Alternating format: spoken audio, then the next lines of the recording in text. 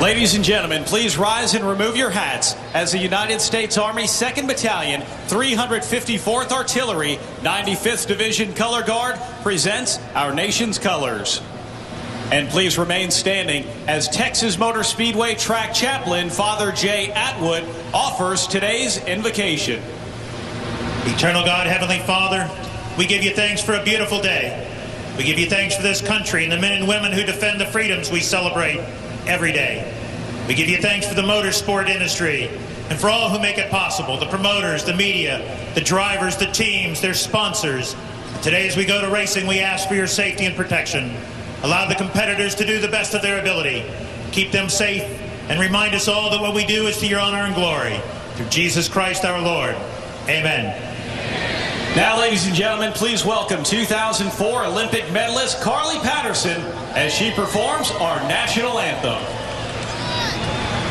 Oh, say, can you see by the dawn's early light what so proudly we hailed at the twilight's last gleaming, whose broad stripes and bright stars through perilous fight, o'er the ramparts we watch, were so gallantly streaming, and the rockets' red glare, the bombs bursting in air, gave proof through the night that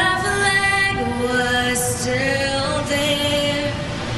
Oh, say does that star-spangled banner yet wave o'er the land of the free and the home of the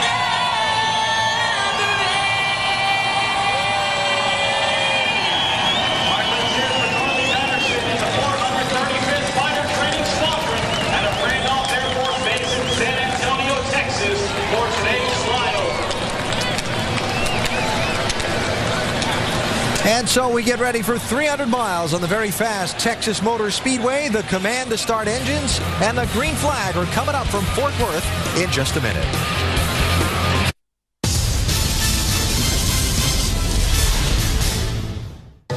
Do you find your favorite sports stars fade with age? Do they look tired and washed out? You need ESPN Classic. Fast action ESPN Classic is guaranteed to keep your sports stars shining. Keeps colours bright. White's white. Making your sports stars last even longer. ESPN Classic gives you perfect performance time after time. Sky UK Channel 442. In this league, if there's a hole, no matter how small, you got to be able to get through it. Check this out.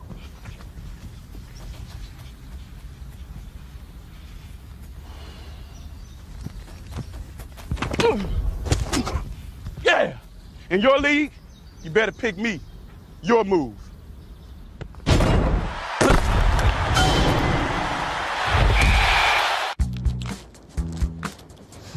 So, anyone good?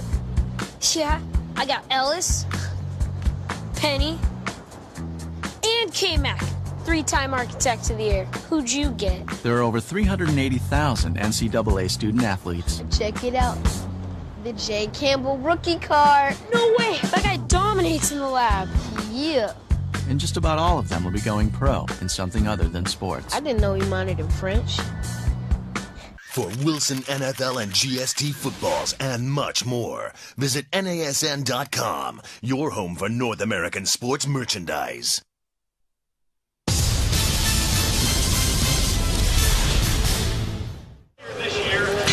3 races races to go in the NASCAR Nationwide Series season, and the race for the championship moves to Fort Worth, Texas. Beautiful weather, temperature in the mid-80s for a high. Rain, no issue. We are almost set to go at the Texas Motor Speedway. Time to head upstairs for the call of the race. Here's Dr. Jerry Punch. Doc. Thank you, AB. The points are indeed tightening up throughout the top 10. Yes, Carl Edwards has moved to within 116 points, but there are others who are poised as well to move up the ladder. For more, let's go back down to the pits and Jamie Little. Well, Doc, perhaps the driver with the most momentum right now coming out of Memphis last weekend, David Rudiman. Why? He went from the back to the front to finish second. Their best finish of the season. I just talked to him before he got in the car, and he feels great about his chances. In practice, he said his car was extremely fast. Wasn't sure why they didn't qualify better. He rolls off 19th, guys, but he's looking for his first win this year. Let's go to Mike Massaro. Thanks, Jamie. Mark Martin says what he likes most about the Texas Motor Speedway is that it's big and it's wide. There's lots of room to pass. He says it's tracks like this, tracks where he can carry a lot of speed through the corners that really seems to fit his style, and the statistics certainly prove that. Of Mark Martin's 48 Nationwide Series wins, 39 of them have come at tracks a mile or larger, including 3 here at the Texas Motor Speedway. Can Martin cowboy up and pick up win number 4? We'll find out very soon, Dave Burns. Brian Vickers has raced in the NASCAR Nationwide Series 11 times this year, and 6 times he's finished in the top 5. That's split evenly between Braun Racing's number 32 and this number 10 car. Now, this will be the last time that Brian competes in this series this season, and so crew chief Trent Owens told me this morning that there's still one stat that they're missing on the year they'd really like before it's all said and done. That's the W. They hope they're a winner here today. They've got the car to do it. Shannon? Dave, the last time Denny Hamlin raced on a 1.5 mile track was back at Kansas. He won that race. Today, Hamlin climbs behind the wheel of the number 32 Braun Racing Toyota. And although Hamlin has 4 wins in the Nationwide Series this season alone, all of those wins have come in Joe Gibbs Racing equipment. Now, Hamlin, who qualified 22nd for this race, said after qualifying, he really doesn't know what kind of car he has just yet. He said he'll be able to find out once the race starts. Doc? This should be a fun one to watch. It always is at Texas Motor Speedway. Folks, this is the fastest track in all for the NASCAR Nationwide cars. The pole here in qualifying yesterday, some 2 miles per hour faster than anywhere else this year. Carl Edwards picking up his 4th pole of the year, the 11th of his career, and the 8th for Ford Motor Company. The 14th different pole winner at Texas in 16 races. These drivers now, along with their thoughts, getting cinched up, making sure the radios are clogged in so they can listen to their crew members. They'll get that window net up, and they'll be set to go for 300 miles, 200 laps. There are only 3 drivers starting in the top 20 who have never won a NASCAR Nationwide race. You saw one of them a moment ago, David Stremme, David Reagan, and the young man Justin Allgaier driving for Roger Penske. So let's get this party started as we head down trackside to get the command to fire them up. Ladies and gentlemen, please welcome Vice President of Brakes Plus, Dean Pichata, as he delivers the most famous words in motorsports. Gentlemen, start your engines!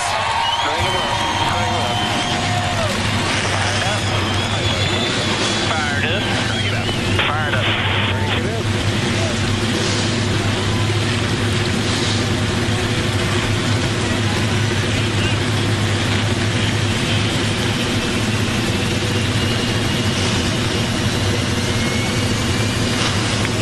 3 of NASCAR's finest Nationwide Series drivers preparing to battle for 300 miles here on the high banks of Texas Motor Speedway.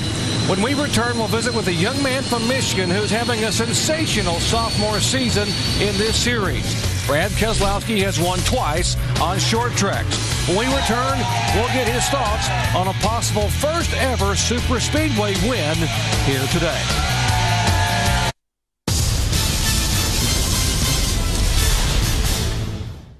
November on NASN. See over 40 live NHL games, including a rematch of the 2008 Stanley Cup Final. Court is back in session with the stars of the NBA. Get all the highlights and analysis every week with NBA Fast Break. And there's more hoops as Kentucky, North Carolina tips off the NCAA season in style. Plus, it's rivalry week in college football, including Ohio State, Michigan. November on NASN.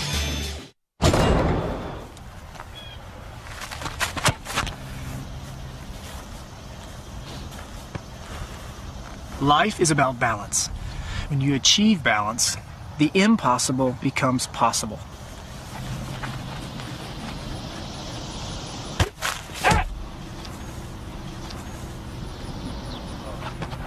Pick me, grasshopper.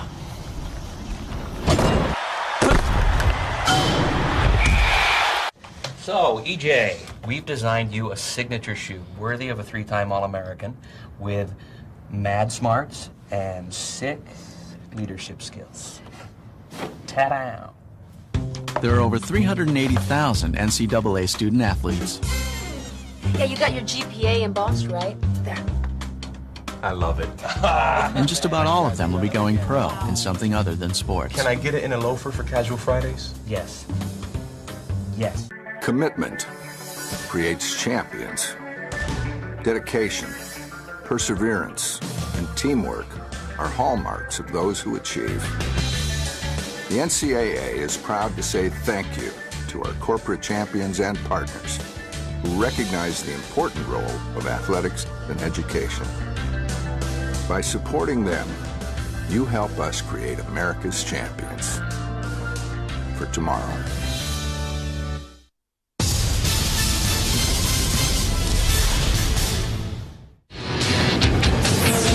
NASCAR Nationwide Series action set to come your way from the high banks of Texas Motor Speedway. We call it the Great American Speedway here just north of Fort Worth, Texas. Take a look at our starting grid.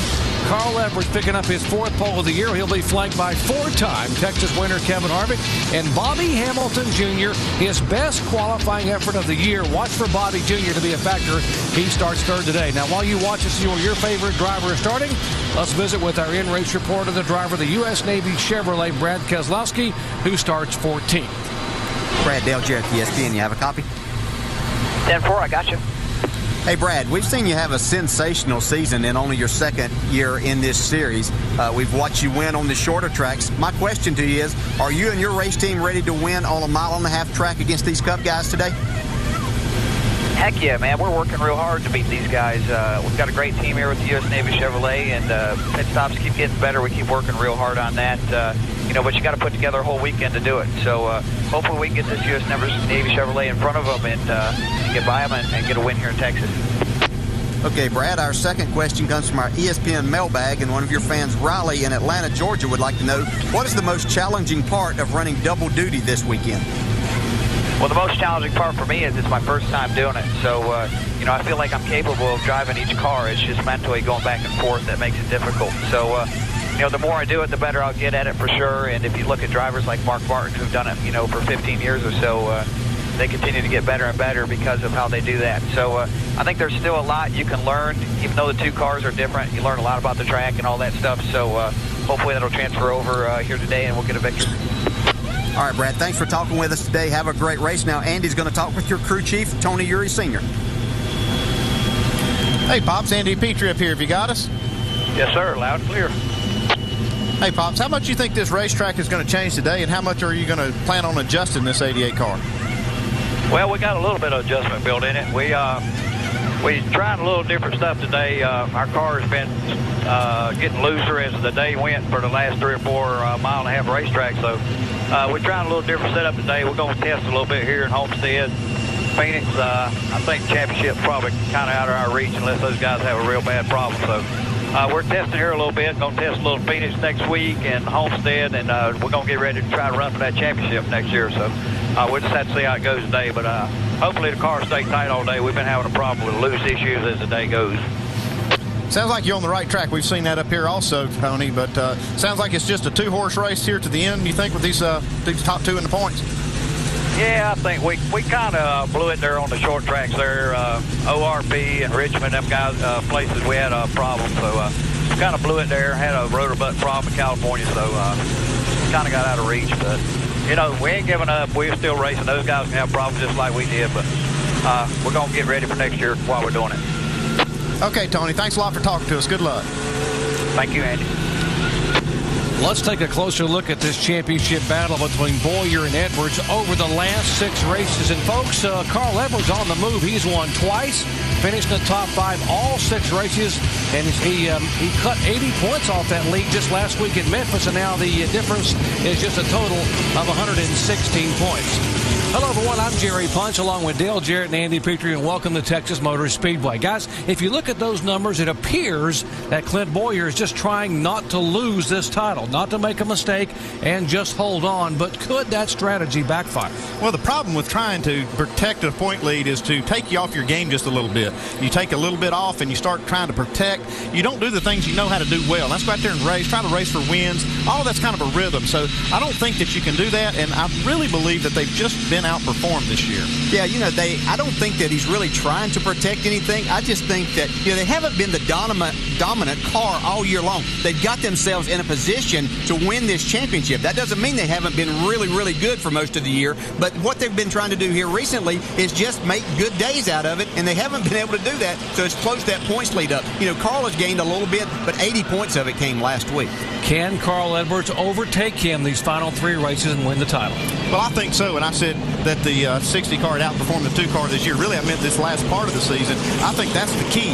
You're going to see this 60 car run well and run for the win. And if Clint Boyer, I think he's just basically not had the performance lately, so he has to be able to do that. Yeah. Can he catch him? Yeah, sure he can. Will he? Not very likely. I think Clint Boyer's probably going to win this championship.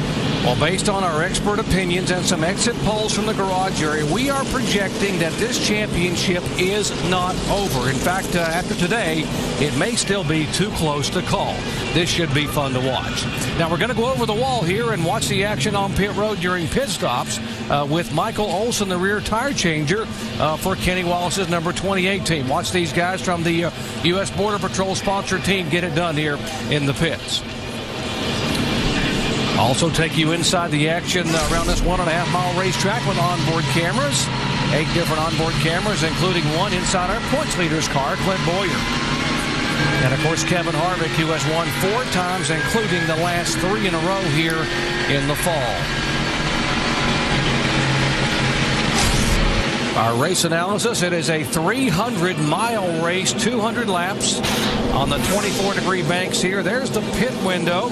And tires an issue at all with the van fuel? Well, they should be able to make a fuel run, a full fuel stop with these tires. We don't anticipate any problems, but you never know. I mean, this is a high-speed racetrack with a lot of abrasion, so it can wear the tires down pretty good. We've talked about the favorites, guys. Give us your sleepers. DJ. Well, I'm going to go back to a young man that is making his first start in quite a while in this series. Stephen Light starting in 7th spot in a Richard Childress car here today. I think he has a lot to prove, trying to kind of solidify things for next year for him, and I look for him to move towards the front and be up there all day. My guy is Bobby Hamilton Jr. Here's a guy that's qualified 3rd for this race, so there's not much of a dark horse today when you look at that. But this is a team that really needs something to happen. They're trying to get sponsorship on this car, keep sponsorship on it for next year, and this is my dark horse for the race. I think he's going to run good today. And if you did not hear our countdown commentary, that 25 car, they have run out of sponsorship money, so Bobby Hamilton Jr. and his family, his wife, had pulled his own money out of his own accounts to be able to keep this team afloat for the final 3 races. That's a driver that's hungry. When you got your own dollars and cents in the car, you know he wants it, wants it in a big way. How about Rachel Ray in the house? There's Rachel Ray. That makes me hungry. Haven't had lunch yet. Maybe get a little home cooking for some of those teams down there. See the spam on the hat right there? They're in the Carl Edwards pits, visiting with Carl.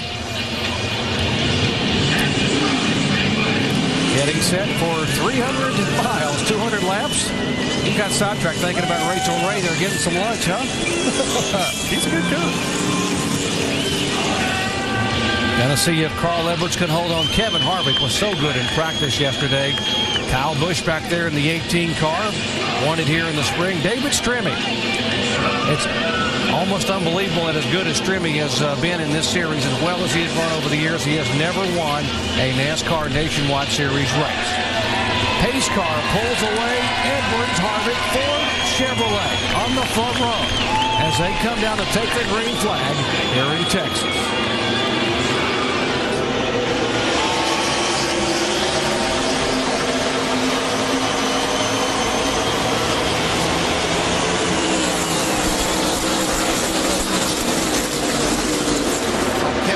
Sitting on his pit box last night as he watched Ron Hornaday win the truck race here, and I believe he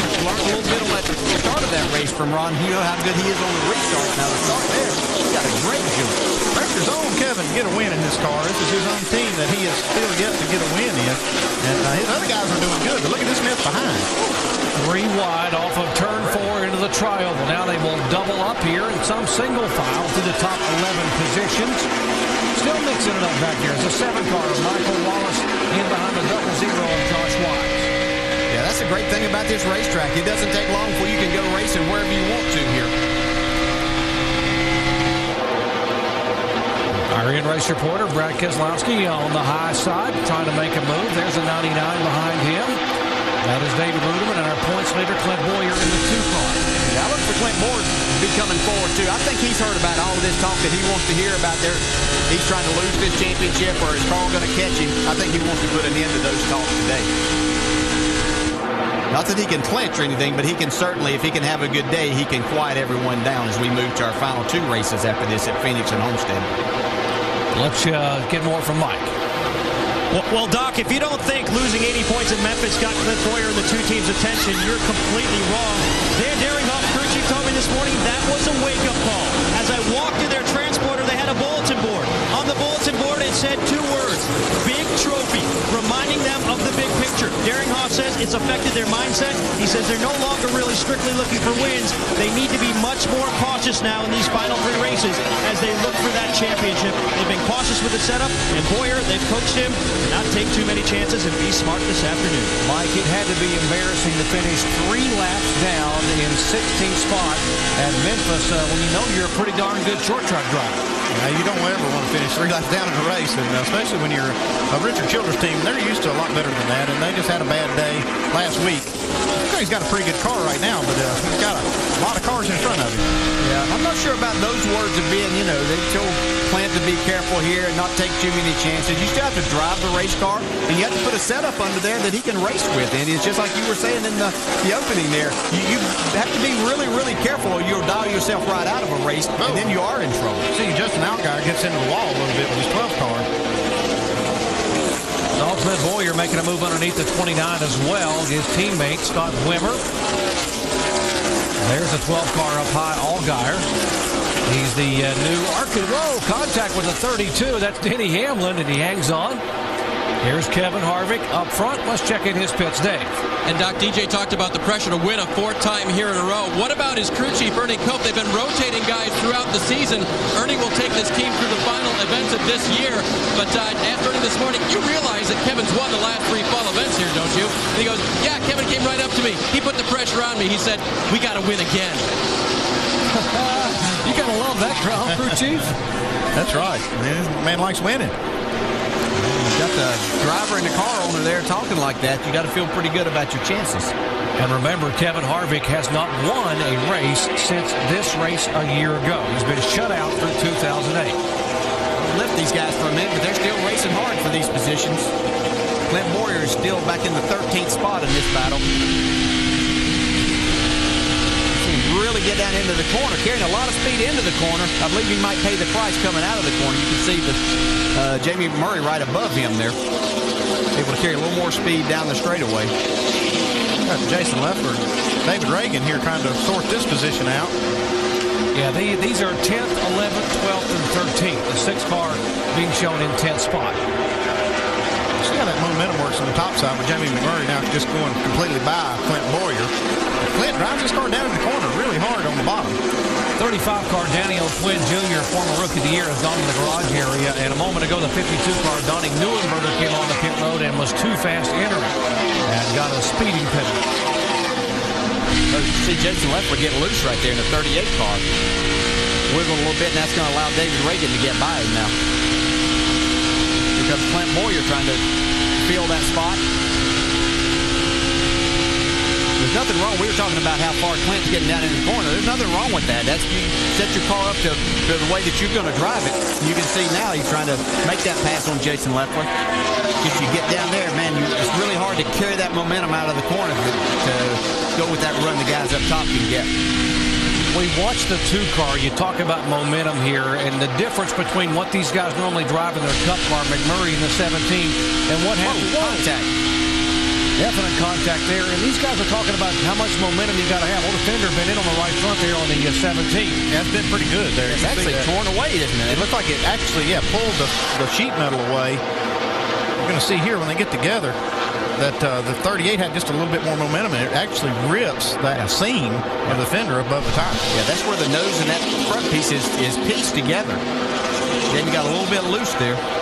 See Carl Edwards back on the bumper of Kevin Harvick. Also there, you see Kyle Busch sneaking in the picture with that 18. You know how fast he can be here. Yeah, definitely. He doesn't sneak up on too many things these days, does he? They're watching him closely. Chevy, Ford, and Toyota, the top three here in the early laps of Texas Motor Speedway. Talking to these guys, it's amazing just how hard and for how many laps they have to drive these cars that hard. I mean, literally wide open around here. Kevin Harvick has led all 12 laps thus far, but Carl Edwards is in hot pursuit.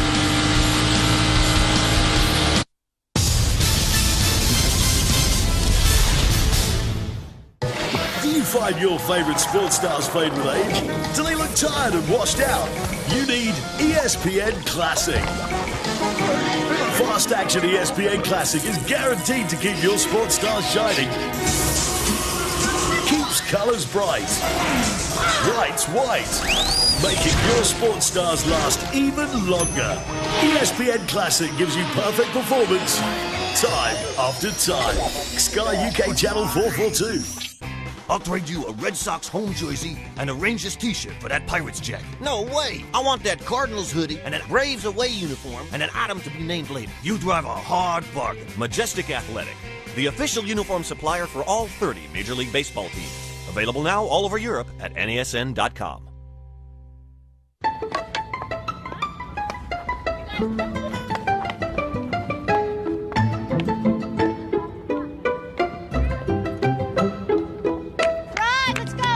Come in. Looks like the med school scouts are out early today. There are over 380,000 NCAA student athletes, and just about all of them will be going pro in something other than sports. Download the guide for college-bound students at ncaastudent.org. It's really only $2.59. They hate it when I do this. Check it out.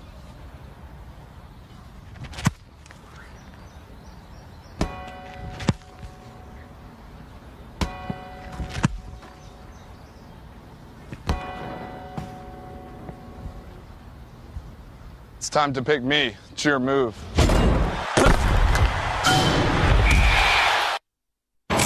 For a guy like Ron Fellows, he said Gilles Villeneuve was my hero. I get goosebumps just thinking about winning at this track. None of the lead cars is coming in except the 5 car, and that is Ron Fellows. That pit stop would have dividends if it stayed green. So far it is working. Fellows leads by 42 seconds. Gilles Villeneuve was his hero. He's finally won here.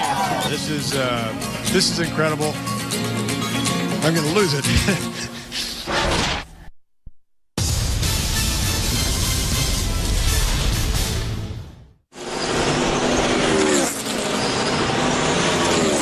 Kevin Harvick still leading the O'Reilly Auto Parts Challenge at Texas Motor Speedway. He's led all 17 laps thus far.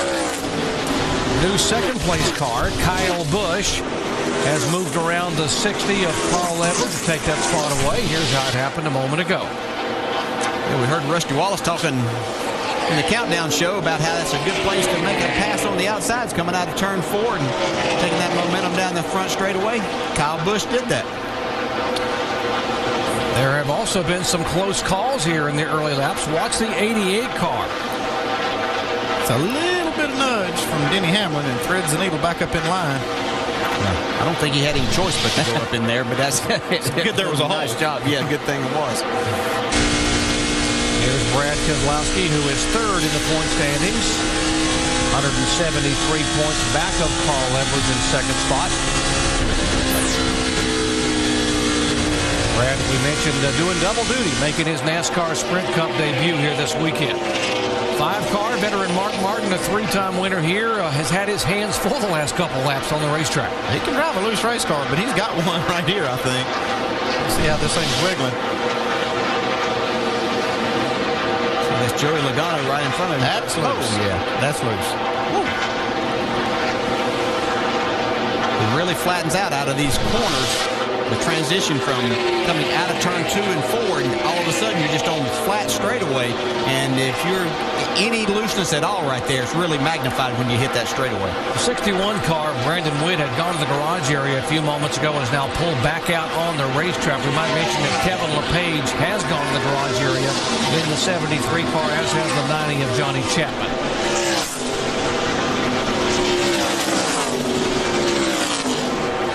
Fender on the 17, I guess this air at the 180-plus miles an hour isn't doing a lot of good. Still starting to peel some of that sheet metal away.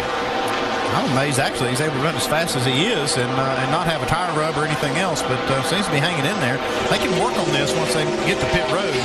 They can tape this up a little bit, make it a lot better. Yeah, the longer they go here, though, the more difficult it's going to be to make all that. And you can see it's actually just on the nose. I just saw some tire rub right there where it's shiny. You got more, Dave? Well, you got to feel bad for these guys. They also got bumped into at Charlotte. They had half the door missing. You remember that? So now they've got a right front fender missing. That's not good either. They've been very fast, but just hasn't had good luck on the track. It's even carried over to the Cup Series for Jamie McMurray. He's just not getting the brakes. He's running fast week in and week out, but not getting the brakes. Yeah, he might have a serious problem there if he's not careful. I'm worried about that right front tire. And more as we see Kyle Busch close in on Kevin Harvick here. He's been inching up toward, might get him a little bit loose right here. He just did. That's exactly what happened right there. Mark it down, lap 23. We have a new leader at Texas, Kyle Busch, who dominated here back in the spring. I think Kevin Harvick marked it down, too. I don't know if he liked that or not. He might find a place in the race today to pay him back. If he can catch him back. Does that aggravate a driver when, guys will do that on purpose. They pull right up just within an inch or so. Does that kind of aggravate you? Yeah, because you're capable of doing the same thing if you get your car fast enough. It's hard to go to the top here. Across the racetrack. Yeah. He's going to try that higher line right now. Looks like his car's gotten kind of loose down on the bottom. Maybe I say that. He just has slowed down on the bottom, so he's going to go see if he can find some better grip somewhere else on the track. Well, look at the margin Kyle Busch has put on him in a half a lap. We've seen this year as he's getting ready to put a lap on Kenny Wallace. There's Mike Bliss going around Stephen Light. Stephen Light's falling back to 18th now as Bliss takes over that 17th spot. My sleeper might not be working out too good here. He might just be taking a nap. He might come back here like that. Still early. He can wake up. Long time to go here.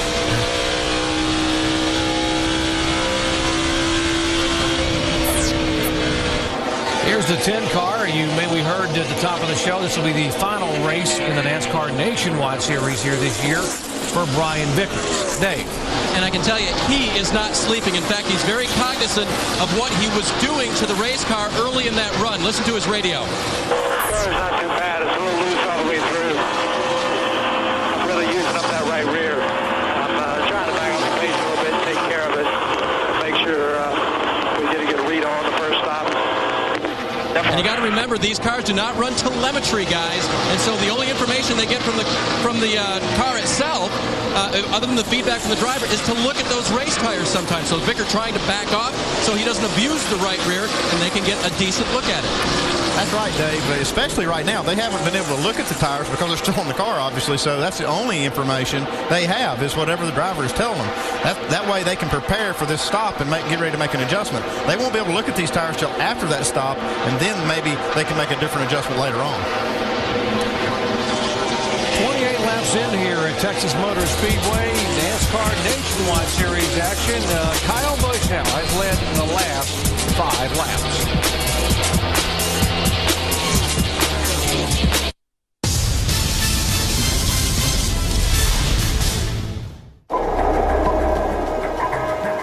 The first ever 900. The first ever 360. The first ever no-hand 900. The first ever backflip. The sickest thing I've seen in my 20-year history. Watch the bits that made you shout. The best of the X Games on ESPN Classic. Just because you're thousands of miles from the nearest big league stadium doesn't mean you can't be a big league fan. Majestic Athletic, the official uniform supplier for all 30 Major League Baseball teams. Available now all over Europe at NASN.com. Commitment creates champions. Dedication, perseverance, and teamwork are hallmarks of those who achieve. The NCAA is proud to say thank you to our corporate champions and partners who recognize the important role of athletics and education. By supporting them, you help us create America's champions for tomorrow.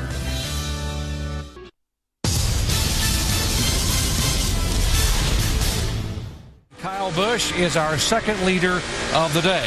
As we check in with the boys out of the ESPN pit studio, Alan, Rusty, and Brad.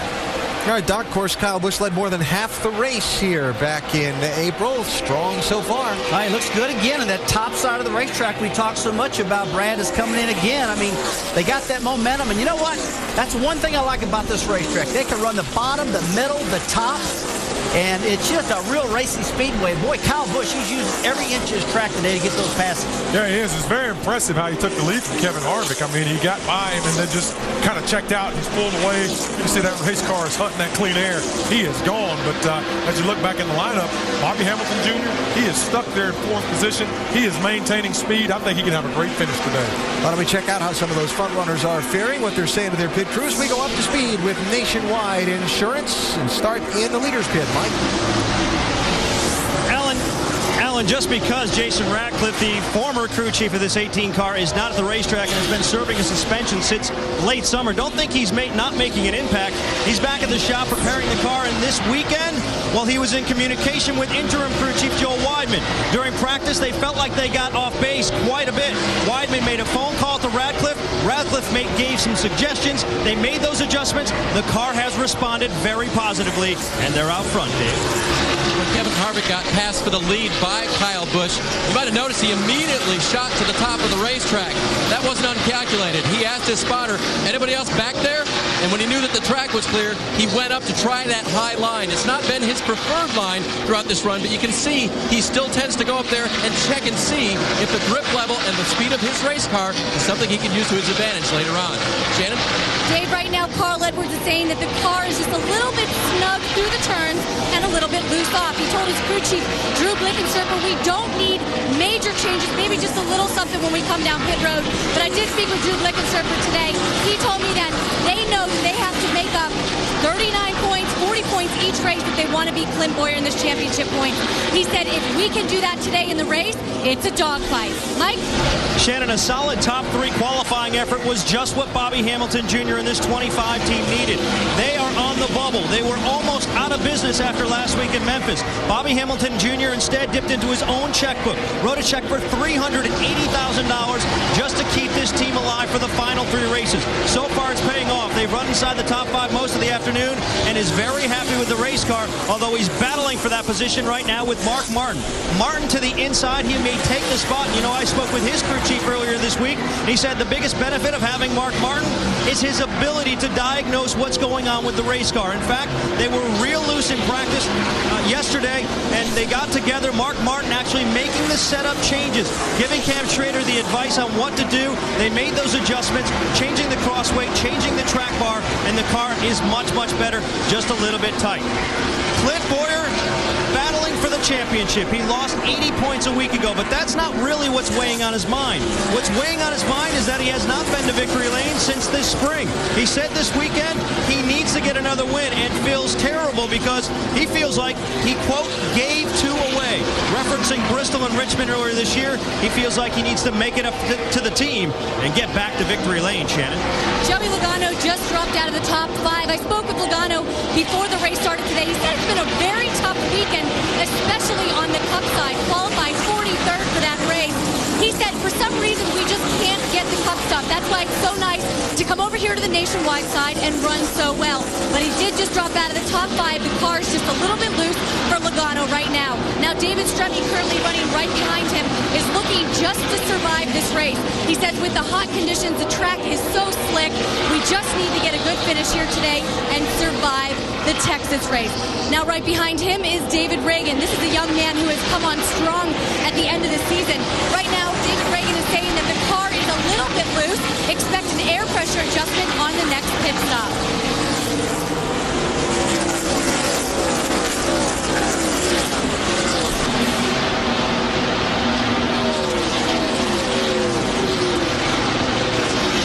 Brian Vickers running back with this group now, guys. That car's still loose. And I asked Trent Owens about his great stats this year. He said, ever since Brian has been involved in this race car middle of last year, it's been a good fit. He trusts us.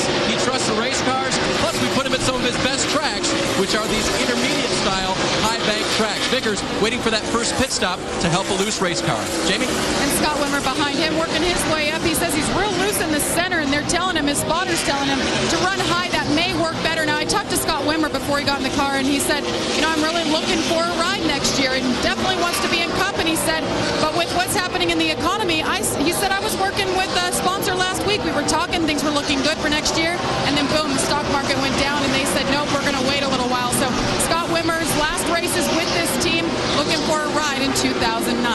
Behind him, Brad Keselowski says he's a 6 loose on a scale of 1 to 10. He said he's just hanging on. It's been a long run for him so far, but I talked to Pop's senior crew chief that we heard from as the in-race reporter earlier, and he said right now, because they know the championship is out of reach for them, they are in test mode, so they're trying things to build for this team for 2009. Shannon? Denny Hamlin qualified 22nd for this race in this 32 car.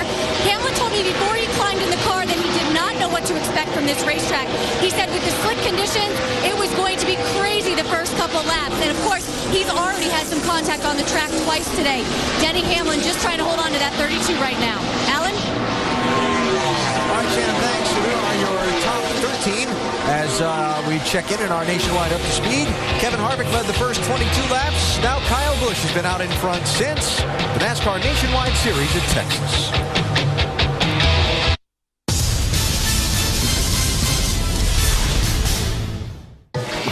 Find your favorite sports stars fade with age? Do they look tired and washed out?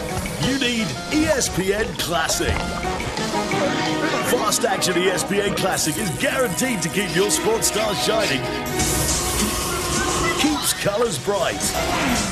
White's white. Making your sports stars last even longer. ESPN Classic gives you perfect performance time after time. Sky UK Channel 442. Seriously, how many reasons you need to pick me for fantasy football? There's one. Another. Honestly, I could do this all day. I'd pick me.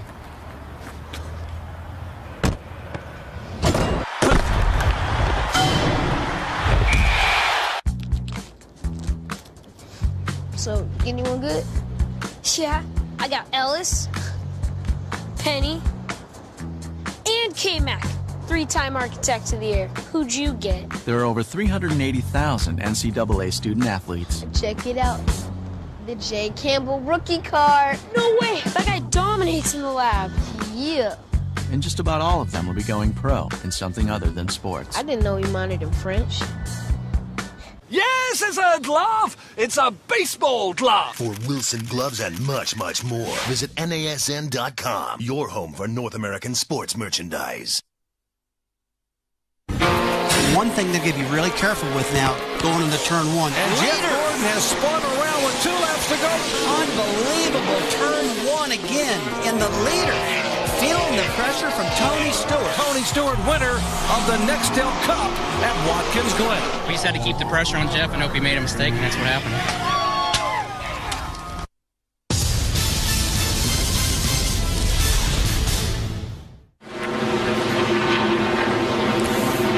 Under caution for the first time today here at Texas Motor Speedway, the 52 car of Donnie Neuenberger has had contact with the front straightaway wall. Now, there was some contact between this car and the 7 of Mike Wallace. Mike Wallace and Stephen Wallace were racing coming out of turn 4, and the 52 car tried to move up out of the way of Stephen Wallace in the 66, and Mike got into the back of the 52 right on the front stretch. See him just before the start-finish line right here. Mike's just trying to come down, clips the 52 car.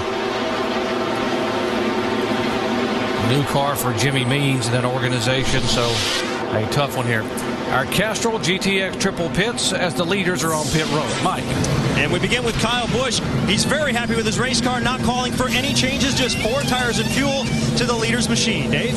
33 is on pit road. They gave up second position. It'll be just an air pressure adjustment for Kevin. Don't get the front any tighter, but I've got to have the rear end tightened up just a little bit. Jamie? Shannon? Carl just asking for overall grip on this number 60 car. They're going to take 4 tires. They are going to make an air pressure adjustment on this 60 car for Carl Edwards just to help him out a little bit.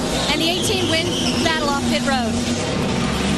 Just a shade over 14 seconds on the pit stop for Kyle Busch. He will hold the point. Joey Logano second. Reagan's trimming. Scott Wimmer gains a spot. 29 bunch. Pat Smith and company. David Rudemann's group. Good pit stop there for Jerry Baxter and the Michael Waltrip team. Denny Hamlin loses 2 spots, and Jason Leffler will move into the top 10 by virtue of that pit stop. The lucky dog is the 40 car. Juan Pablo Montoya, first car lap down, and he gets the Aaron's lucky dog free pass. Back with the restart in just a moment.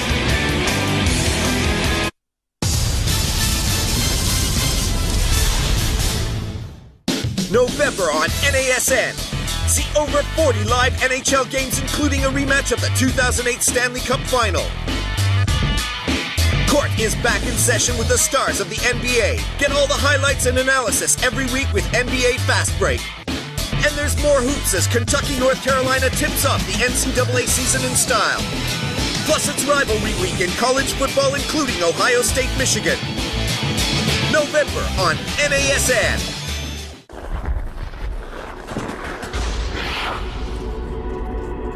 What do I control? I don't control the bumps and the bruises, the crowd, or who covers me. I don't control the bounces, the shootout order, or for that matter, what happens outside the rink. There are a lot of things in life I don't control. But then again, there are some things that I do. Mets and Yankee fans are like oil and water. Cubs and White Sox fans at the same dinner table? Bad idea. Despite their differences, fans do have one thing in common. Their heroes all wear Majestic Athletic, the official uniform supplier for all 30 Major League Baseball teams. Available now all over Europe at NASN.com. For Wilson NFL and GST footballs and much more, visit NASN.com, your home for North American sports merchandise.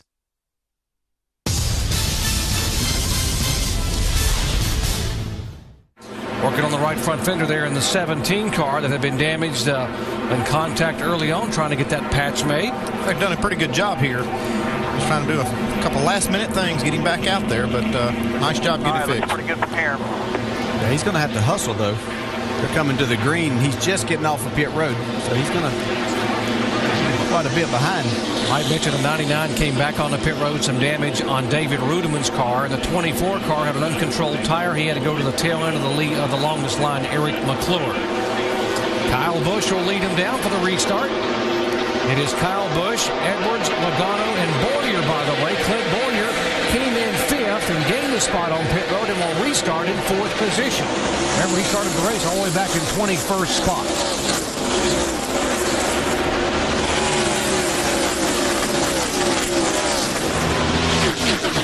Restarts are usually times that things can really get kind of dicey. These guys have on new tires. They know that that's the best their car is going to feel. You see Kelly Byers, he's the first car lap down, that orange car right in front of Carl Edwards. He's just not going to give it, move over for these guys because he's got a guy he's racing back there for that lucky dog spot. He wants to stay there.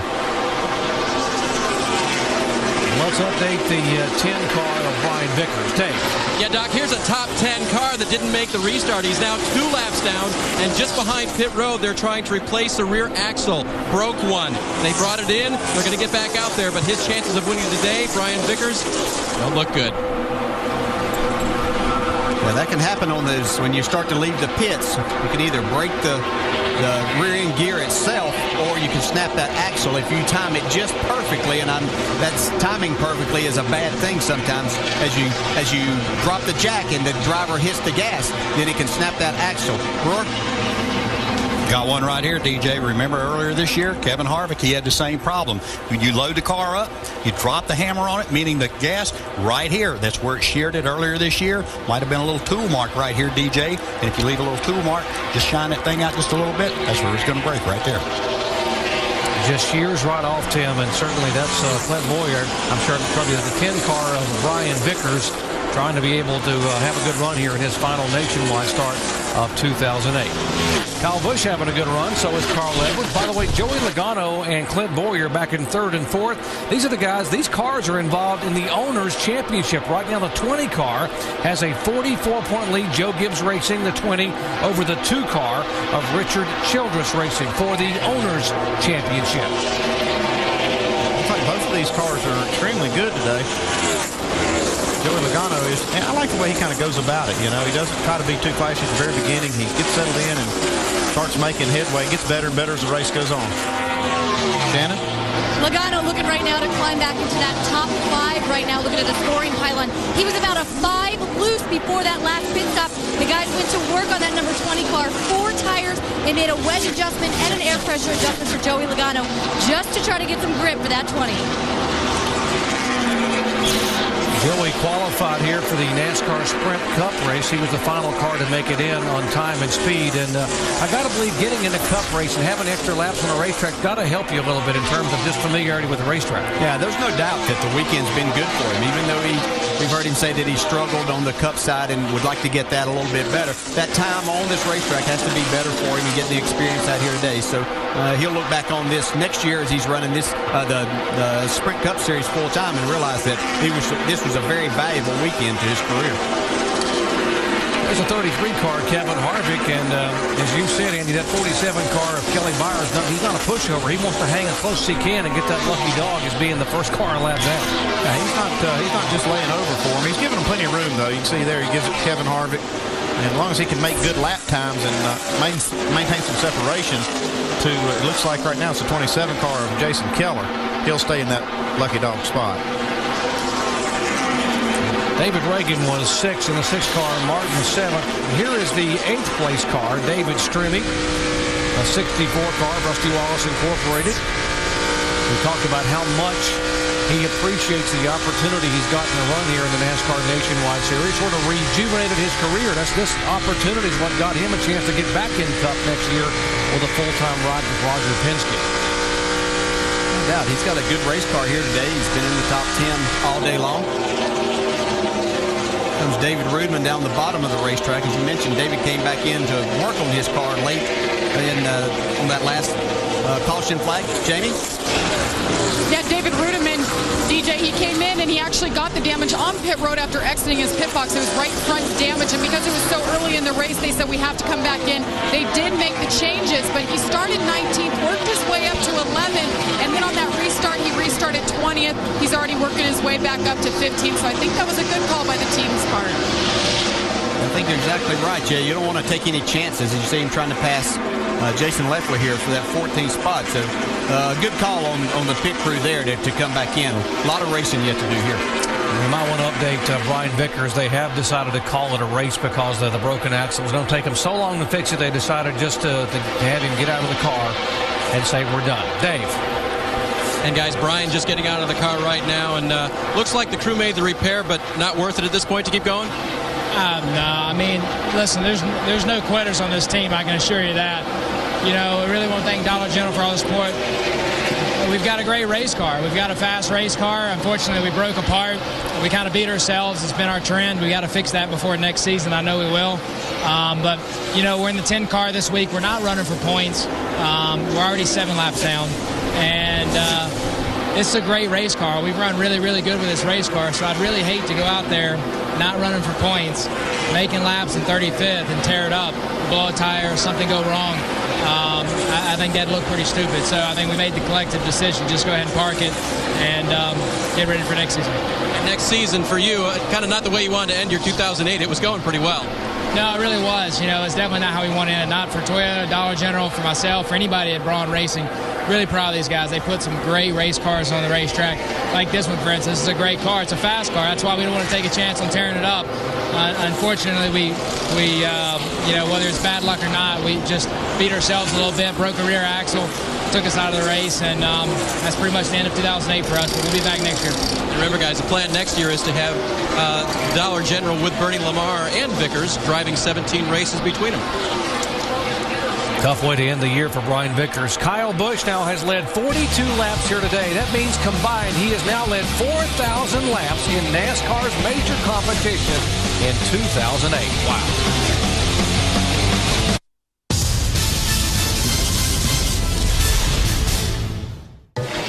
Find your favorite sports stars fade with age? Do they look tired and washed out? You need ESPN Classic. Fast Action ESPN Classic is guaranteed to keep your sports stars shining. Keeps colors bright. White's white. Making your sports stars last even longer.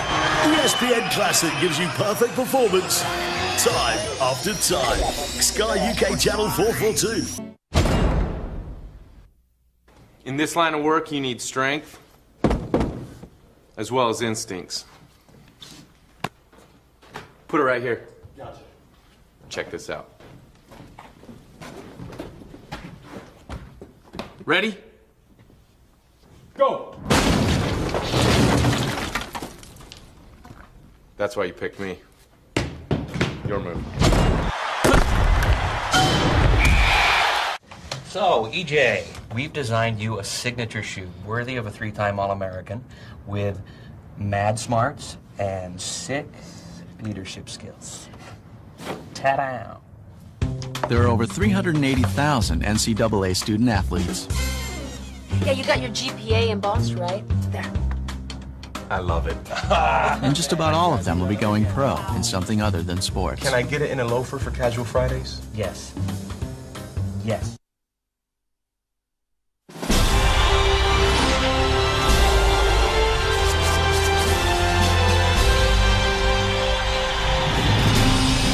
Unbelievable.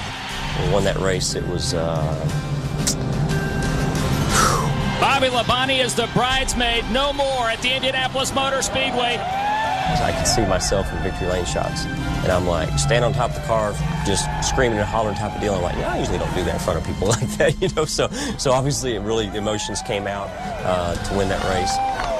Man, what a satisfaction to put in the cap.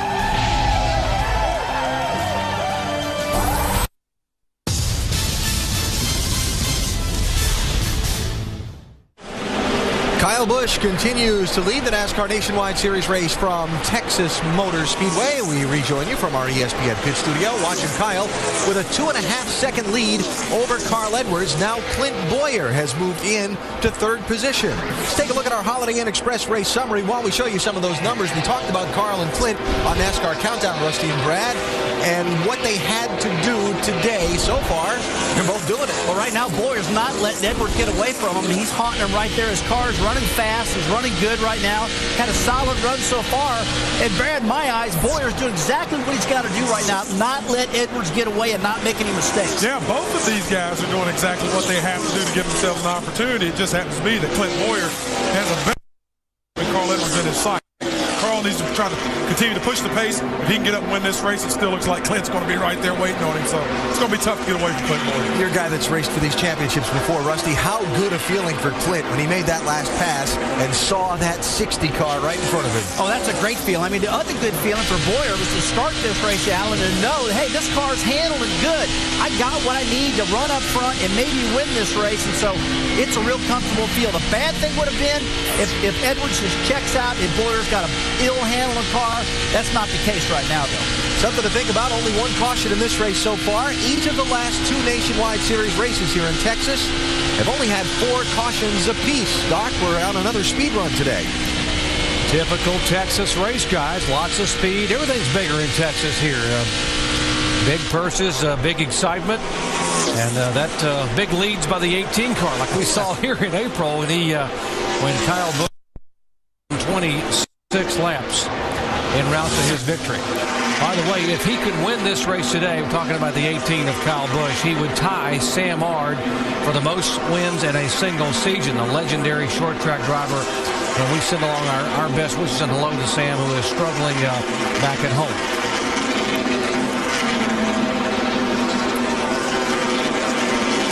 Sort of stretched out a little bit. Alan mentioned we've only had one caution flag for 3 laps. We've had 4 lead changes among 2 drivers. Kevin Harvick has led twice for 23 laps.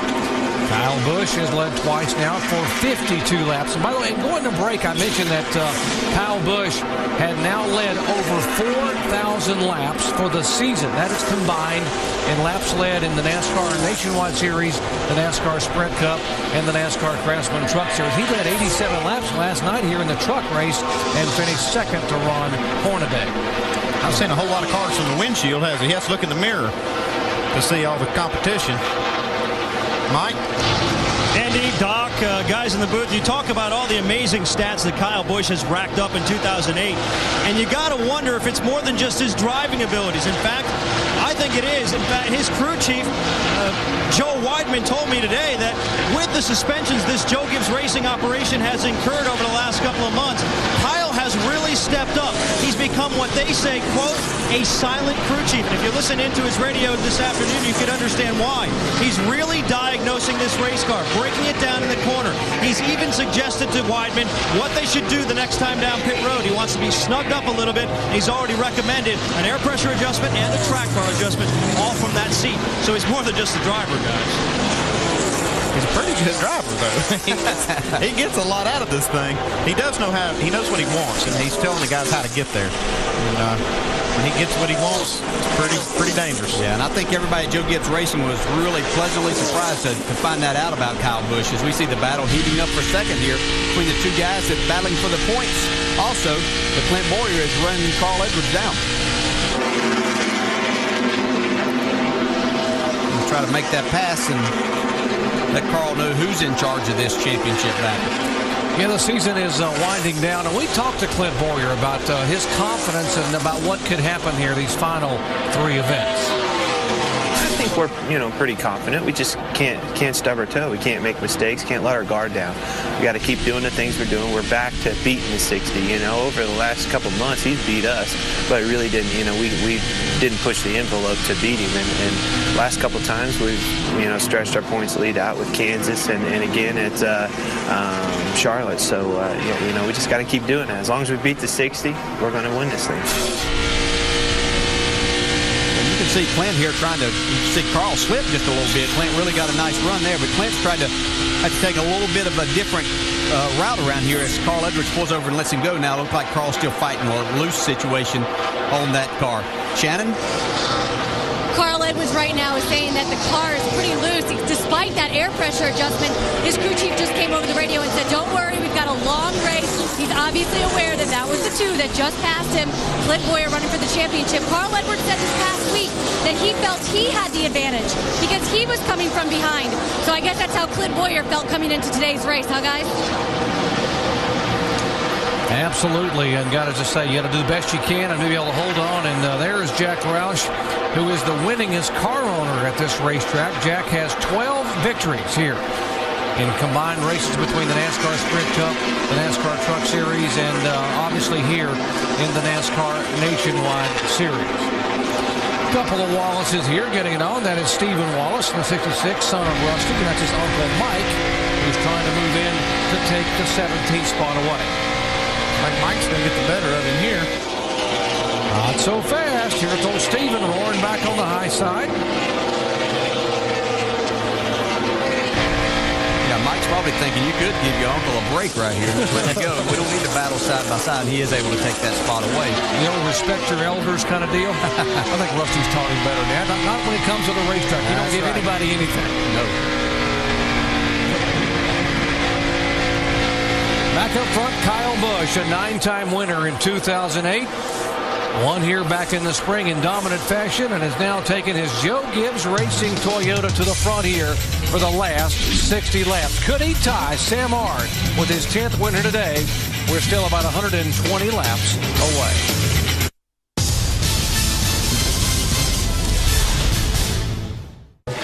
you find your favorite sports stars fade with age? Do they look tired and washed out? You need ESPN Classic. Fast action ESPN Classic is guaranteed to keep your sports stars shining. Keeps colors bright. White's white. Making your sports stars last even longer. ESPN Classic gives you perfect performance time after time. Sky UK Channel 442.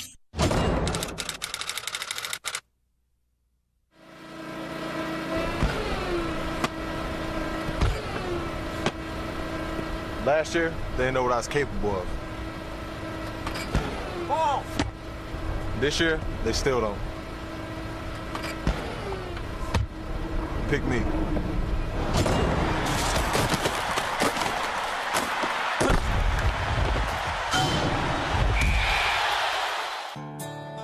Just because you're thousands of miles from the nearest big league stadium doesn't mean you can't be a big league fan. Majestic Athletic, the official uniform supplier for all 30 Major League Baseball teams. Available now all over Europe at NASN.com. For Wilson baseball gloves and much more, visit NASN.com.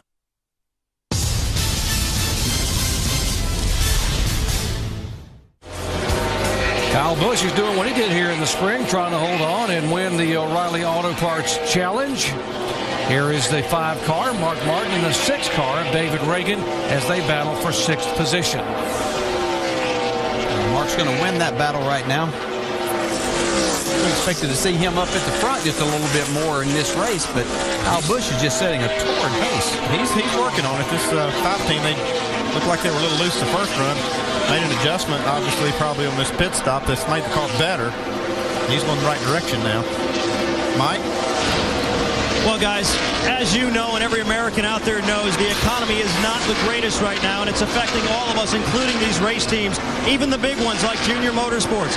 It was announced earlier this week that because of insufficient funds and lack of sponsorship, they'll only be able to run 1 car full-time next year. That's the 88. The casualty is the 5. Here's some of the quotes from Dale Earnhardt Jr. earlier this week. He said even before they merged the 88 and the 5, they were entirely too big an operation and that they had way too much overhead. And because of that, they felt like they needed to trim some things down. He said even with 1 car, he felt like they lost, on an average, I say, nearly $2 million a year. So that was big, and for obvious reasons, they had to slap down, and they cut 15 employees this week who will no longer be with that organization next year. Jamie? Yeah, and you talk about Junior Motorsports, Pop Sr., the crew chief on the 88. He's been, of course, with Dale Jr. for a long, long time, and I talked to him this morning, and his head was hung low, and I asked him about the news, and he said it's been a tough week. I was put in a position this week to let 15 of our employees go. I've never had to do that before, and the thing is, with Junior Motorsports, we finally, with this merger with Hendrick, we finally got to the point that we had all the right people in the right places, so we didn't want to let these guys go, and we had to, and now I'm still struggling with the idea, did I make the right decision? Meanwhile, he's trying to concentrate on winning a race here today, guys. Jamie, there is a lot of belt tightening going on all across the sport of NASCAR with teams and everybody involved because of having to streamline a little bit with the economy. I've been there. It's no fun when you're having to shrink your operation and you have to let people go. It's no fun at all, and I can certainly sympathize with Pops on that one. Yeah, and this sport's no different than a lot of other businesses out there that whenever things are going really well, jobs were abundant and you just continue to grow your business. But times are difficult right now. Dollars are hard to come by, and these guys and these owners and teams are going to have to look at how they can stay in business to get through these difficult times. Yeah, this sport very dependent on corporate dollars, more so than most other major league sports, because you don't hear of the Office Depot Dodgers, but you do have to have those kind of sponsors on cars to race competitively here in NASCAR. Moving in on the halfway point. We're about 12 laps away from pit stops.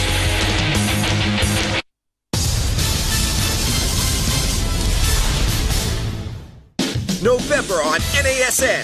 See over 40 live NHL games, including a rematch of the 2008 Stanley Cup Final. Court is back in session with the stars of the NBA. Get all the highlights and analysis every week with NBA Fast Break. And there's more hoops as Kentucky, North Carolina tips off the NCAA season in style. Plus, it's rivalry week in college football, including Ohio State, Michigan. November on NASN. Let's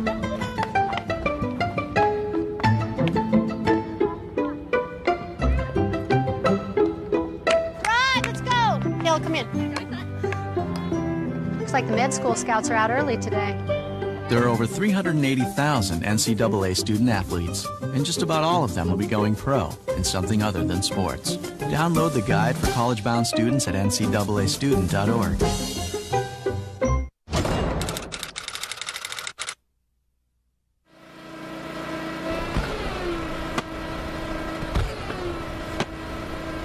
Last year, they didn't know what I was capable of. Ball. This year, they still don't. Pick me.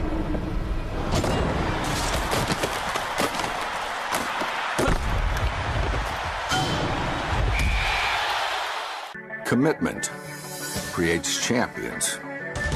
Dedication, perseverance, and teamwork are hallmarks of those who achieve. The NCAA is proud to say thank you to our corporate champions and partners who recognize the important role of athletics and education. By supporting them, you help us create America's champions for tomorrow.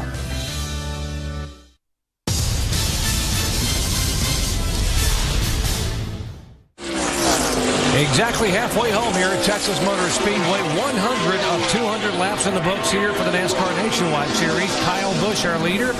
And here's the 66 car of Stephen Wallace, who is heeding a penalty coming on pit road. He pitted on lap 96 and left after making a 4-tire change, but they were missing a lug nut.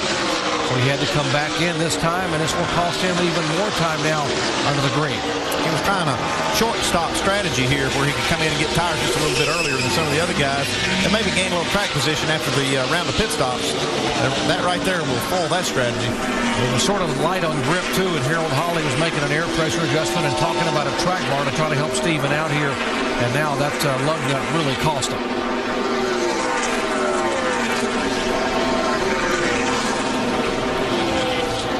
88 car and 29 battle for 9th position. Now, Brad Keselowski's worked himself up into the top 10 today. Be getting things dialed in just a little bit better. You see Scott Wimmer right behind him there. There is Stephen Wallace back on the racetrack, as you can see, with those fresh tires. Let's see what these fresh tires will do. This is part of that strategy, that short-stop strategy. You can do that and get in here and get tires early, 5 or 10 laps. You can see how much ground you can make up. And then when the other guys pit, you'll actually be ahead of them. Andy Stevens actually being shown 3 laps down now because of having to come back on pit road in 31st position. There's the 60 car of Carl Edwards. He's sort of been hanging on here back in 3rd spot. Shannon. Doc, your Polson are still struggling with grip. This is the conversation he just had with his crew chief, Drew Blickensterker. Yeah, I don't know if lowering the track bar will give it more grip or whatever. It just feels like it needs a little something. Or what are you thinking, wedge or track bar, what? I'm going to go back up a little bit on that left rear air. But yeah, track bar. Do you think wedge will make us faster? Yeah, if it's still loose to the center, I think it will. Yeah, a little bit. Expect Carl Edwards to come down for those adjustments you just heard in the next 5 to 10 laps. But for more on those adjustments, let's go to Tim Brewer at the Chevy Cutaway car. Thanks, Shannon. When we're talking about putting wedge in a car, we're actually going to load the left rear wheel. We do that with a wedge bolt right here. But when you load the right front and the left rear wheel, it gives the car more grip to where the car will be tighter. But there again, we've talked about the track bar. The track bar down in this area right here, we actually adjust from the other side. What that does, when you run the track bar down, it basically tightens the car up, makes it tighter, shoves the nose a little bit. But the same token, to raise the track bar up, it makes the car turn and run freer off the corner. Thanks, Tim. So it works sort of as with every action, there's a reaction diagonally across the car from the left rear to the right front and vice versa. It's all about balance. You just try to get the weight balance on the car where it'll go around the racetrack without one end or the other sliding. See Mark Martin now making up another spot on Kevin Harvick. They made the right adjustment on this 5 car the last time. Yeah, this is something we've seen from Mark Martin over the years. Starting his car out kind of loose, and as these other guys kind of get tight throughout a run, his car is able to continue on a pretty good pace. That just moved him into the 5th spot.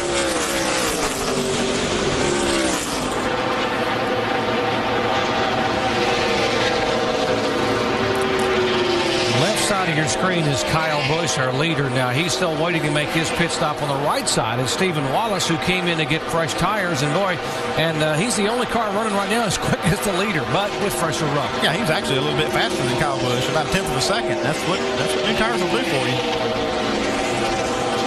Kyle Busch has just been able to, watching him just pass cars as he comes to them, depending on what part of the racetrack they give him, that's where he goes. And he's just got this race car on a rail right now, as you see him put Jason Keller another lap down. Expecting pit stops here in the next 2 to 3 laps for Kyle Busch. The 18 car, if you're wondering, they have had 4 different drivers in that car this year, and 2 different drivers have won with it. Kyle has won 7 times in the 18 car. Denny Hamlin has won twice. Here's Kevin Harvick on pit road as he comes down at 45 miles an hour. Dave. This race car has gone tight. The crew is going to make an adjustment to it. It's going to be air pressure only for Kevin Harvick. He'll get 4 fresh tires and Sunoco fuel in that car. Meanwhile, behind him, Jason Leffler running in about the top 15 right now. Leffler was having issues with his race car being way too loose. They're going to work on the air pressures on that race car as well and get him off of pit road. These pit stops happening on lap 109 under green here at Texas.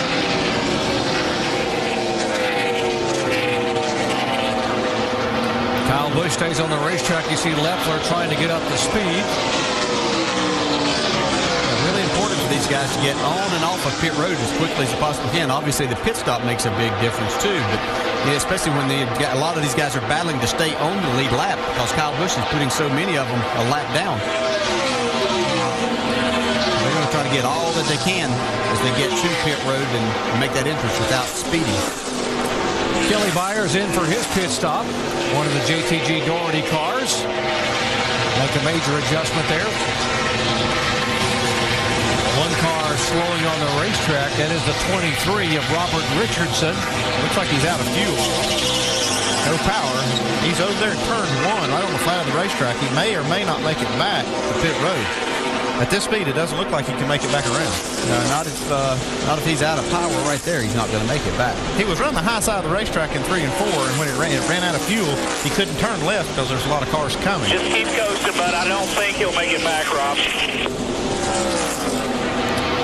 Now everybody else is out there just holding their breath, seeing if they can make it. They see this on the track. Yeah. And the crew chiefs are hoping that they've got enough fuel. Fire it for me. Into 3. They're wanting to turn into 3. There are other places to get off the racetrack. Yeah, but 10-4. That's just to get off. Yeah, NASCAR's wanting to get him off there. As he pulls over, David Stremme coming down for his scheduled pit stop in the 64 car. Shannon. David Stremme bringing that car down pit road. The guys are on the wall right now. And there's a caution on the track, guys. Caution on the racetrack. Kevin Moss. Let's go back to the pit stop. Shannon.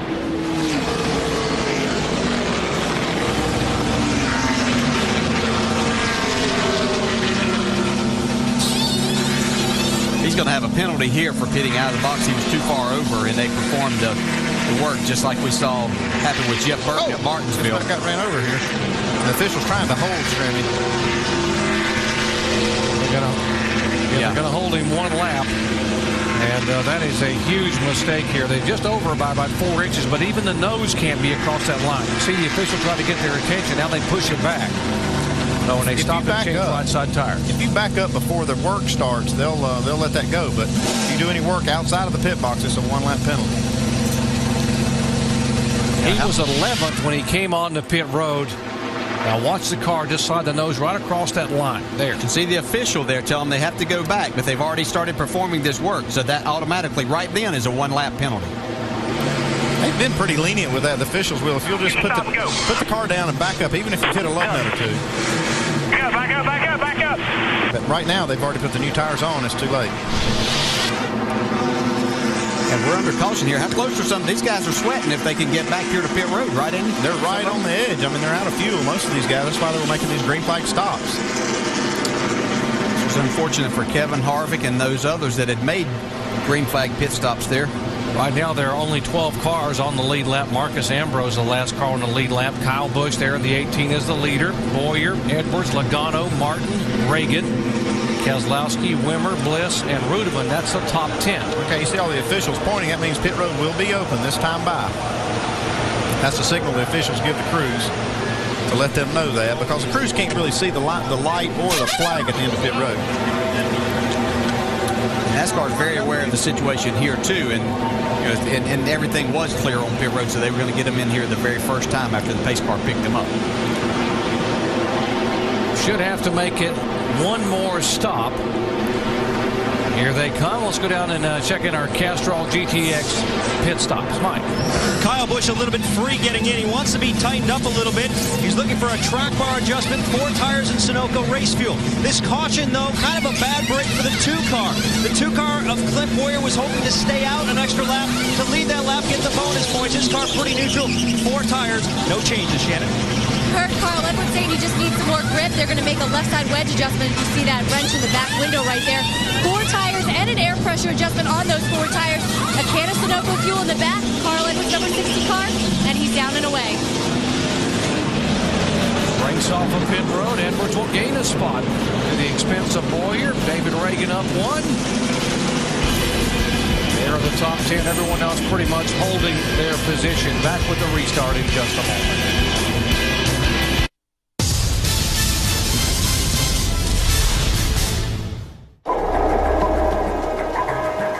The first ever 900.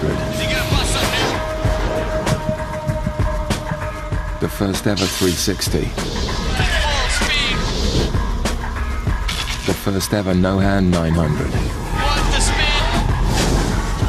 The first ever backflip. The sickest thing I've seen in my 20-year history. Watch the bits that made you shout. The best of the X Games on ESPN Classic. So, anyone good? Yeah, I got Ellis, Penny, and K-Mac. 3-time Architect of the Year. Who'd you get? There are over 380,000 NCAA student athletes. Check it out. The J. Campbell rookie card. No way! That guy dominates in the lab. Yeah. And just about all of them will be going pro in something other than sports. I didn't know he minored in French. Mets and Yankee fans are like oil and water. Cubs and White Sox fans at the same dinner table? Bad idea. Despite their differences, fans do have one thing in common. Their heroes all wear Majestic Athletic, the official uniform supplier for all 30 Major League Baseball teams. Available now all over Europe at NASN.com.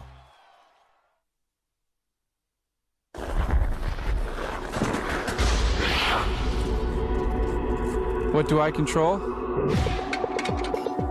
I don't control the bumps and the bruises, the crowd, or who covers me.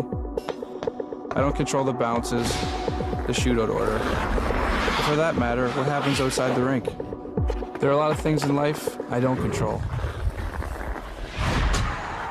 But then again, there are some things that I do. They've told the 88 to stay behind the caution car. Don't pass the base car again. They know what you understand what you're trying to do. Just do not pass the base car. Junior streaks up the back straightaway. 3 car lengths in hand over Casey Kane. Oh, we got somebody coming off the last corner. Caution is out. The race is over. Dale Earnhardt Jr. is the winner at Michigan. Yeah, baby. Way to go, Thomas Jr.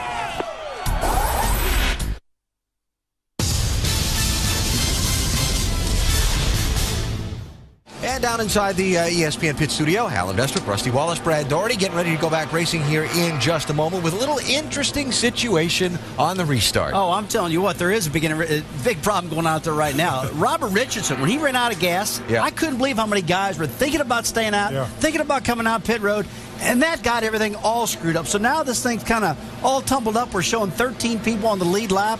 We got Kevin Harvick in there trying to get back in the game. A lot of them all confused right now, guys. Yeah, it is. It seems to be some chaos right now, but I'm still watching Clint Boyer and Carl Edwards. They're trying to stay right beside each other, in particular Clint Boyer. Wherever Carl Edwards is at, that's where Clint's at. It's like a magnet. They won't leave each other. It is somewhat jumbled, though. It's going to be interesting how this shakes out after this restart.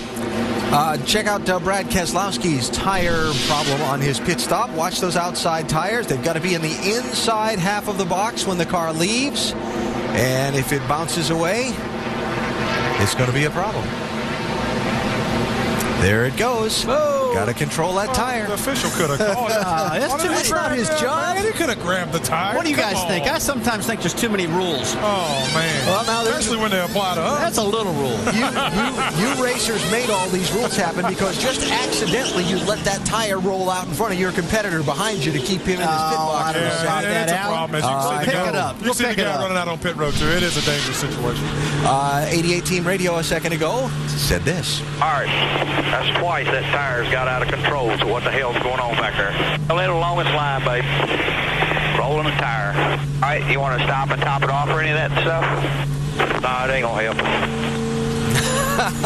Crew Chief Pop Suri there saying, all right, let's figure this out. Andy, I don't think I'd want to have him very mad at me, would you? No, sir. Those boys better start controlling that tire. Pop's coming off that box. Well, remember, he talked that way to Dale Earnhardt Sr. and Jr. over the years. Now, here's our lucky dog, the David Stremme, getting the Aaron's Lucky Dog free pass. He will get one of the laps back, get back on the lead lap. As the leaders, Kyle Busch, Boyer, Edwards, Logano, and Reagan come out of turn 4. Pace car will pull in. Let's listen in as we go full throttle. Be ready. Stay ready. Be ready. Almost there.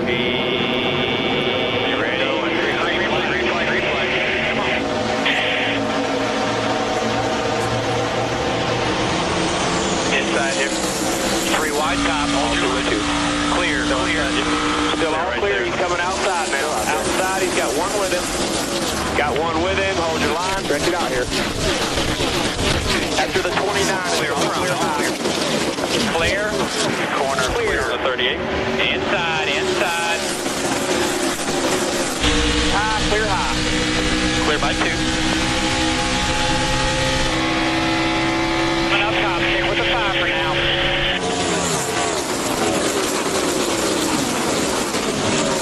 Still there, still outside by one guy. Clear high, clear. Clear all clear. One back.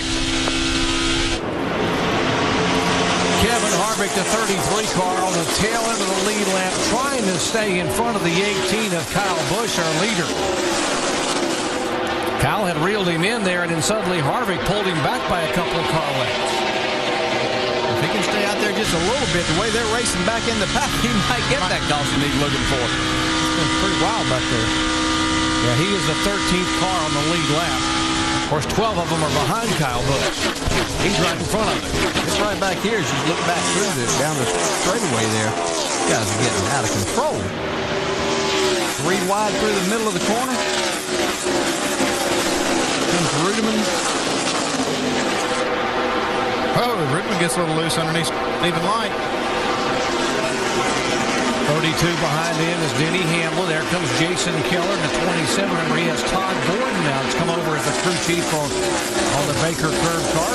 Whoa, way up across the racetrack. Stephen Wallace does a nice job to keep it out of the concrete wall. Darren Cope has gone to the garage area in the 4 car. Keselowski trying to make up some of those spots from that penalty. Yeah, that really hurt because he'd worked himself into a nice spot up in the top 10. He's going to have to be patient here. He still has 77 laps to go to get himself back into, and with not a lot of cars on the lead lap. Yeah, he's patient. He only passed 2 cars that straight away. He is back in the top 10. He is 10th right now. My idea of patience and a lot of these young guys are 2 different things, I believe, but he's doing a nice job. Looks like he's got a good race car. So Steve Wallace still struggling a little bit down on the bottom, right on the bumper of Montoya. He's going to go for another twofer right here.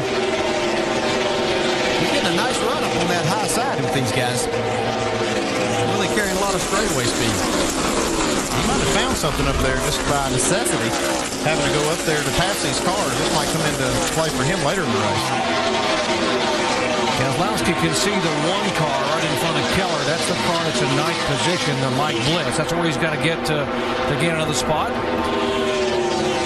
More on the 88. Jamie. Brad Keselowski has his work cut out for him right now as he moved into the top 10 once again, but he's looking at this race from a different perspective. For the first time, as we talked about earlier in the show, he qualified for his first Sprint Cup race tomorrow. Yesterday, he was in practice. He was trying to figure out this new car, get the feel down, but he has 4 other teammates that were helping helping him. Jimmy Johnson, Jeff Gordon included, Dale Earnhardt Jr.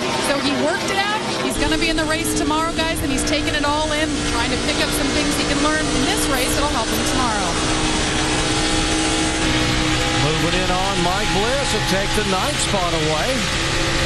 Yeah, got a nice run on that high side again.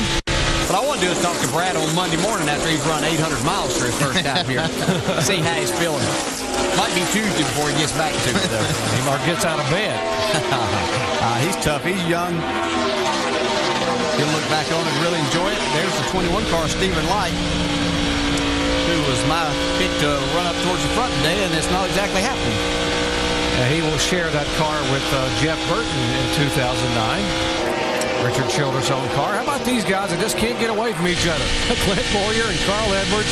They came in. It was a 116-point margin, and that's exactly what it is right now. Although with Carl going by, it'll narrow by 5 more points, but that's what it was coming in, and now it goes down to 106. Now, Carl's car looks like it might be a little bit better on this run. I think they've worked on it some more, and he got past there on the initial restart, and then now he's coming back. So looks like he might have a little something, maybe get up there and battle Kyle Busch for that top spot. Edwards has led a lap today. Clint Boyer has yet to lead. That's important because of the bonus points, the 5 bonus points associated with leading a lap.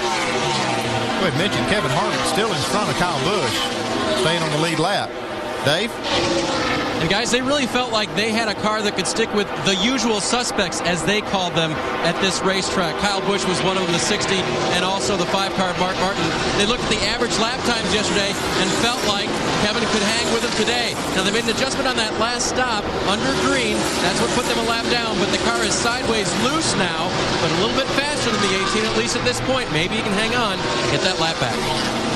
Yeah, that loose condition will happen whenever you get out front. You get that clean air on the nose, and all of a sudden your car's a lot freer than it was before when you were back in traffic. Kevin Harvick wants to stay out front and wants to get out front. He has won 4 times at Texas, but never won in his own car. Kyle Busch is our leader.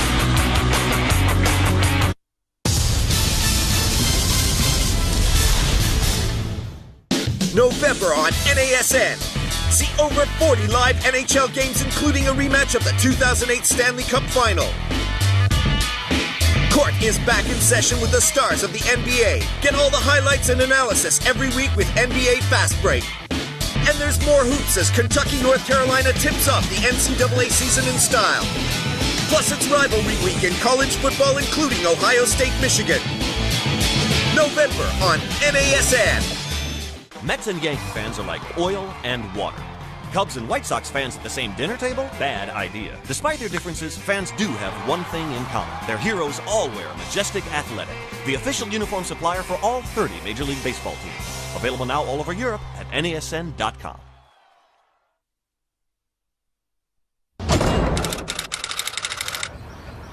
Seriously, how many reasons you need to pick me for fantasy football? There's one. Another. Honestly, I could do this all day. I'd pick me.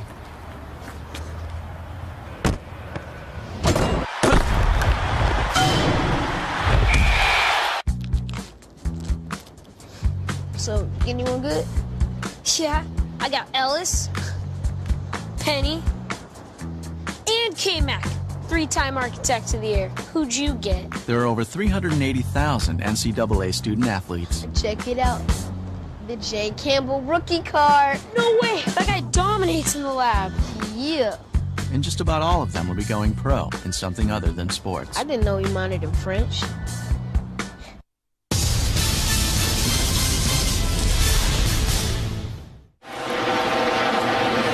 Brent, that should be a wild one down in Lubbock, Texas tonight. The Longhorns and the Red Raiders. In fact, if you go right out 114 by the racetrack, 4 hours west, you'll run right into the stadium in Lubbock, Texas. 17 car, Jamie McMurray, down pit road. Dave, what's going on here? Doc, he had a vibration in that race car. Felt like he had a flat tire or something. He decided to ride it out. That was about 3 laps ago. And then just the last lap, he said, no, I got to bring it to pit road. I don't know what's going on. So trouble's continuing. They're going to drop the track bar as well for this race car. It tightened up big time on him. So they'll take a look at the tires, and Jamie's bad luck is continuing here in Texas. McMurray on pit road up front, Kyle Busch now, and beginning to lose some of that margin. You talked about how good Carl Edwards' car had gotten. All of a sudden, he's reeling in at 18. Yeah, making a race out of this now. Kyle Busch was making this his own little parade there early. Carl Edwards worked on the car, or he didn't work on it. He probably told him what to do. He's smart. He's working with it. Yeah, but he's getting it going now. Here's Mark Martin with Joey Logano trying to take over that 5th spot. Mark lost a spot on pit road under that last caution to David Reagan, which David Reagan's actually moved up to 4th spot. You know, this is interesting right here because if you remember back a few years ago, Mark Martin is the first person to talk about Joey Logano was going to be the next star that's going to come along. He had to wait a while because I think he was only like 14 or 15 whenever Mark saw him race and started talking about him. But it's interesting now that Mark has the chance to race against him here. Here we go. Got Kyle Busch now working some lap cars. This could definitely help Carl Edwards. Carl's found that middle groove. I won't say the high groove because he's not that high, but he's been in the middle of the track almost this entire run.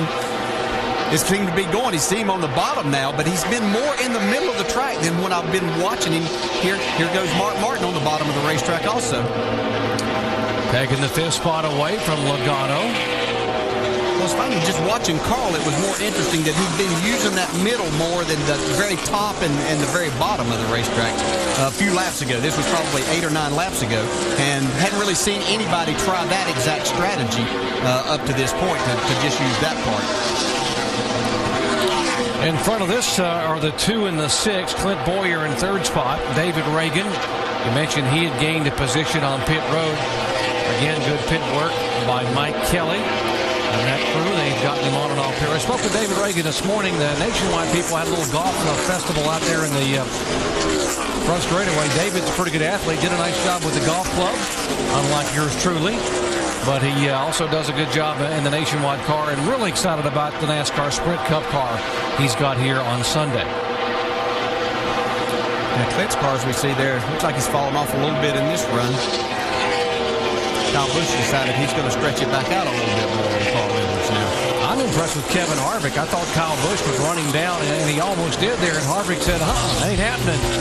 Kevin Harvick in his own 33 car staying on the tail end of the lead lap.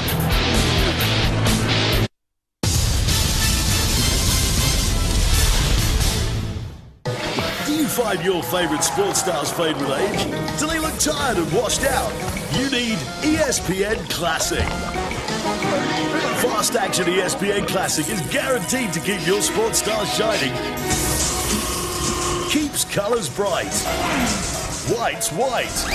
Making your sports stars last even longer.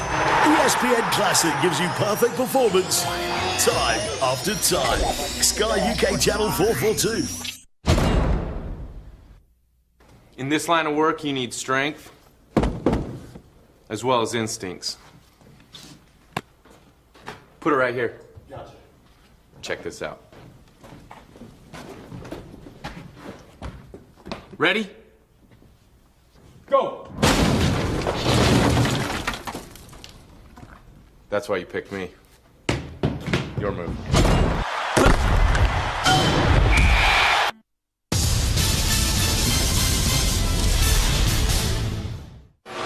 Just about to hit 3/4 distance in today's NASCAR Nationwide Series 300-miler at Texas Motor Speedway. Kyle Busch continues to lead.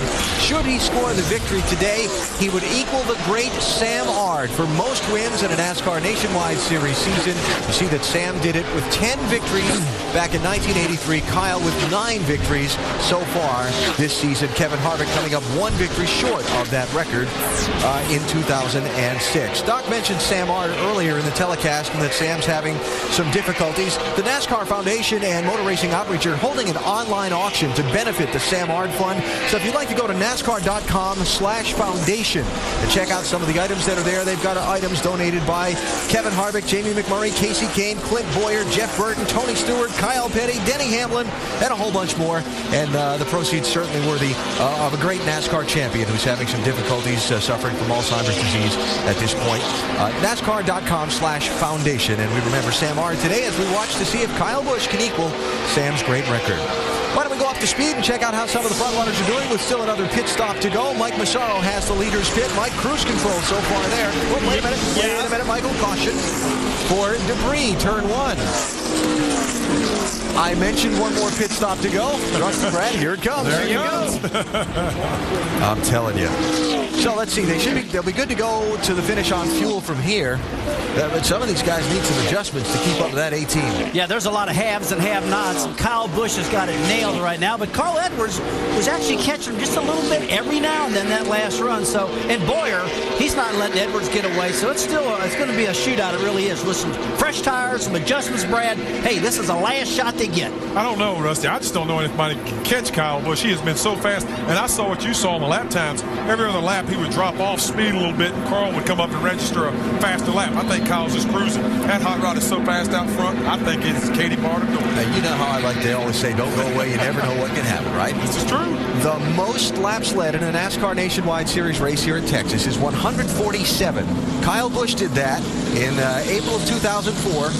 He finished second to Matt Kenseth in that race. Hey, what about Kevin Harvick? He got a big break. Stayed in front of Kyle Busch that last time by. Great for Harvick to get that done. Well, one great thing about restarts, you can always get to that left rear quarter pounder. Ooh. Harvick coming back around to rejoin the tail end of the group, and Doc got a crucial set of pit stops coming up. They are indeed very crucial. Brad wouldn't imply that Kevin Harvick is that hungry. He'd want to use that fender. No, not at all. Not at all. Hey, but, Kevin Harvick did stay in front of that 18 car, as Rusty said, and, he gets back around. He could be a factor because he wants it. Kevin Harvick has not won a race since this one a year ago. Been shut out in 2008 after being the series leader with 6 wins a year ago and 9 wins back in 2006. As they get ready to get on the pit road here, Josh Wise will get the free pass in the 00 Michael Waltrip car there. He's in the 14th spot. Good day for Josh. He just got caught on pit road earlier. Kyle Busch has led 126 laps, exactly the number he led back in April here when he won the race. Still we have laps to go there. Here they come. What should be the money stop? Headed to you, Mike. And these will be the final adjustments on the 18 car, which has been tremendous. He needs to be just a little bit more tight. They're going to put 3/4 of a round in on the left rear. They're also going to make an air pressure adjustment on Kyle Busch's car. He's pretty strong. Right behind him, that's Clint Boyer. Boyer has gone from neutral to loose. They'll make a 4-tire change. Also air pressure on the 2 cars, Shannon. Carl Edwards says the car is great on the short run, just gets a little bit tight in the center, but with only 50 laps left in this race, they are not going to make any changes to this 60. They're going to put 4 stickers and fuel for Carl Edwards. And can Kevin Harvick do it now that he's back on pit road for fresh tires? Just a small air pressure adjustment, just wants a little more rear grip on that car. As you guys mentioned, we'll come back around and hopefully race with the leaders down toward the end of this race. Harvick down and away, but that 60 crew, they were there for quite a while for Carl Edwards. You see the 18 got by. These guys were already going by, and Edwards was still sitting there getting left side tires, and there comes Carl, and he still gets beaten by his teammate David Reagan. So Carl Edwards loses a couple of spots on that exchange of pit stops. Back with the green flag in just a moment.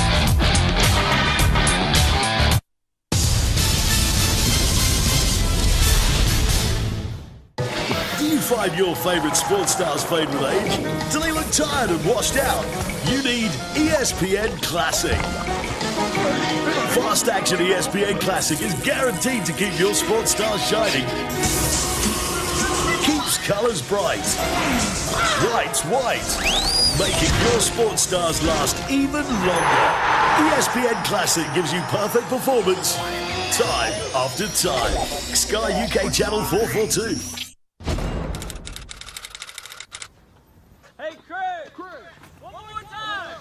They've been asking me to do this all day. Check me out. One more time. Come on.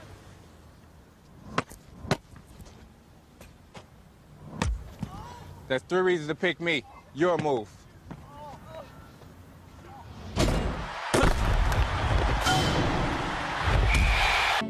I'll trade you a Red Sox home jersey and a Rangers t-shirt for that Pirates jacket. No way! I want that Cardinals hoodie and that Braves away uniform and an item to be named later. You drive a hard bargain. Majestic Athletic, the official uniform supplier for all 30 Major League Baseball teams. Available now all over Europe at NASN.com. For Wilson NFL and GST footballs and much more, visit NASN.com, your home for North American sports merchandise. Once he learns how to win, he's going to be really tough to beat. Coming to the checkers over here. Kyle Busch, you are the man, baby. You are the man. Kyle Busch wins the Dodge Challenger 500. Kyle Busch tame the Monster Mile. Checkered flag in the air for Kyle Busch. He wins at Sonoma. I think we got it. That's ours. Kyle Busch sweeps at Chicagoland. And that was all Kyle Busch right there. The year of Kyle Busch is set to continue. Kyle Busch gets the victory, his 8th of the year.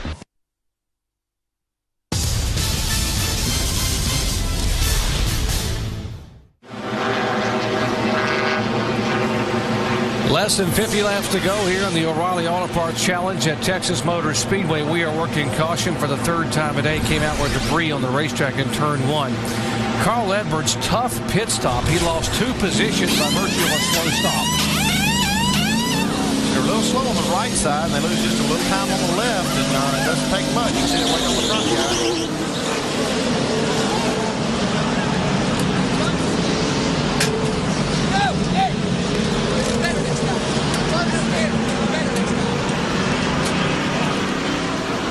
Drew Blickensderfer telling his guys, you got to be better next time. Let's listen in and hear what's going on the radio.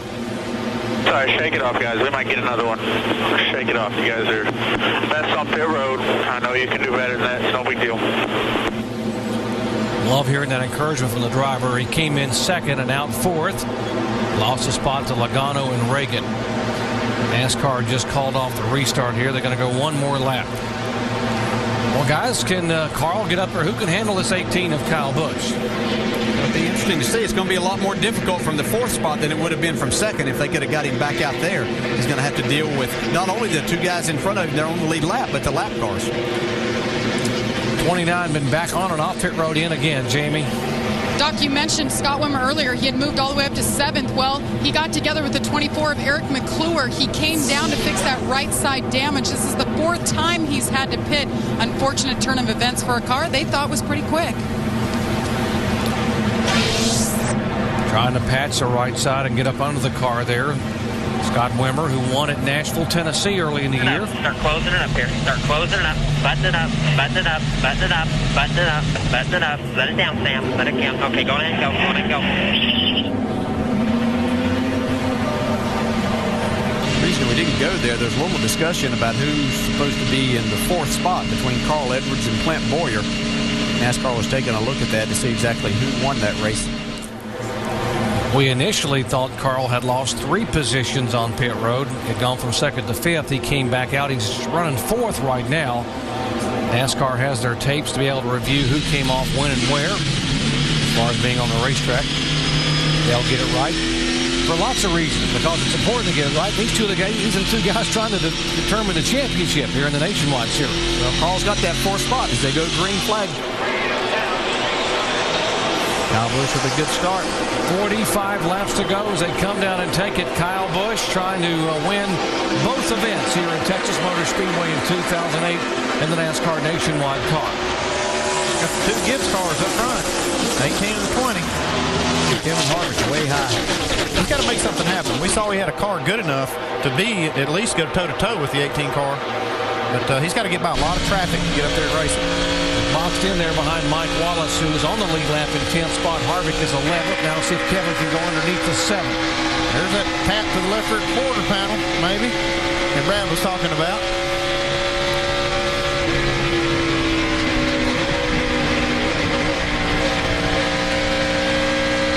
And you hear him working the throttle. Mike Wallace riding with him. Here comes Kevin Harvick on the inside.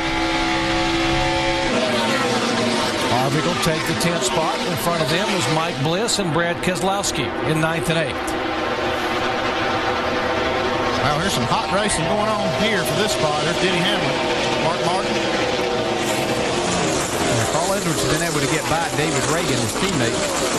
Brought Clint Boyer along with him, but he still has to go up and get to Joey Logano, who's in the 2nd spot. Denny Hamlin's a lap down. You see Mark Martin now trying to make up a lot of ground. He's got to pass Jason Leffler here, who is also a lap car. The 6 and 5 are the two racing for position 5th and 6th, Reagan and Martin. It is Kyle Busch the leader, Joey Logano in 2nd spot, Carl Edwards 3rd now, Boyer 4th, Reagan, there's the 6th car, Reagan going by in the 5th position, then Martin, Ruderman, Keselowski, Bliss, and back to Harvick in the top 10. Just by getting out there like that and having to start 4th, Edwards is already just under 2 seconds behind. So as fast as Kyle Busch has been, it's going to be tough for him to make up. Yeah, this is fast lap time. We're talking about 30 flat. Lap time, that's as fast as we've seen all day. Yeah, it's starting to get some shade down at 1 and 2, so they're able to get through there just a little bit quicker, a little bit more grip on the racetrack. Plus, it's time to win. Try to go win. Joe Logano, who's in 2nd. What's he saying, Shannon? Well, he would love to win. He's driving the same car that he did win with earlier this season. But, guys, he came down pit road on that last pit stop in 6th position. He got off in 2nd. They made a track bar adjustment, 4 tires fuel. His guys went to work 12.9 seconds on pit road. So a great pit stop for that 20 car. Joey Logano trying to get another top 10, 11 top 10s and 16 starts. This is his 17th race, and then now we're watching the 33. He had a run inside the 88, but the 47 was there. Kelly Byers, the car that's being shown 3 laps down. See Harvick get back to the gas. Man, that thing is stuck. He's digging. He is digging off the bottom of the racetrack. His car really looks good. I'm running the 40 car, Montoya. Just joined our coverage. Kevin Harvick started on the outside front row today and actually led the first 12 laps prior to being run down by Kyle Busch.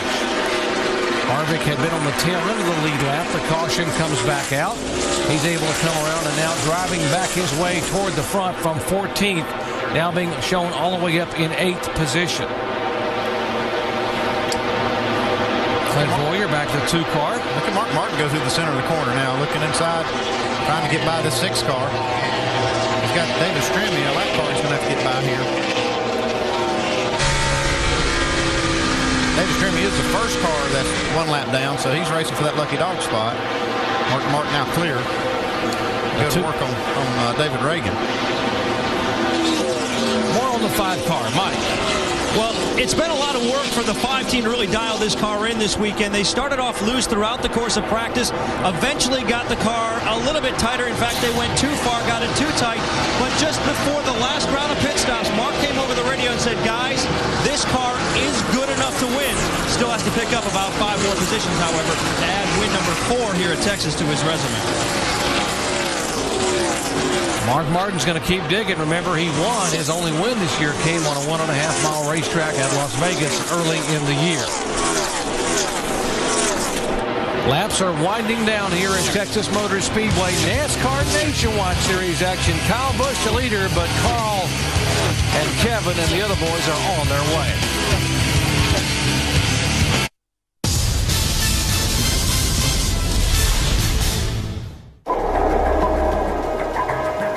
The first ever 900. The first ever 360. The first ever no-hand 900. The first ever backflip. The sickest thing I've seen in my 20-year history. Watch the bits that made you shout. The best of the X Games on ESPN Classic.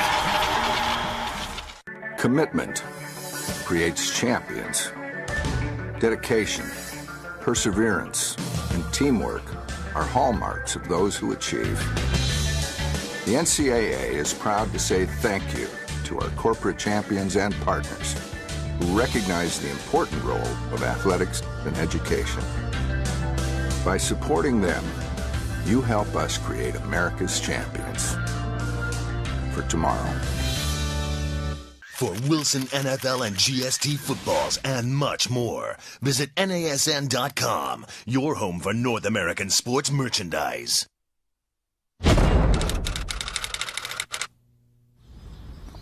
In this league, if there's a hole, no matter how small, you got to be able to get through it. Check this out.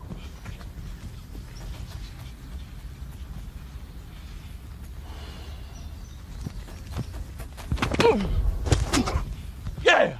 In your league, you better pick me. Your move.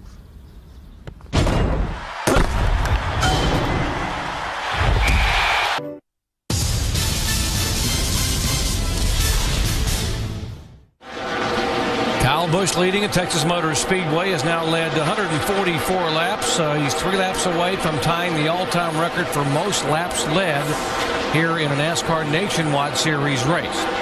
The record he set, by the way, back in 2004. The one car exiting pit road, he was running in 9th position and had a problem with the side skirt there where they put the tape over. And watch what happened to the left side.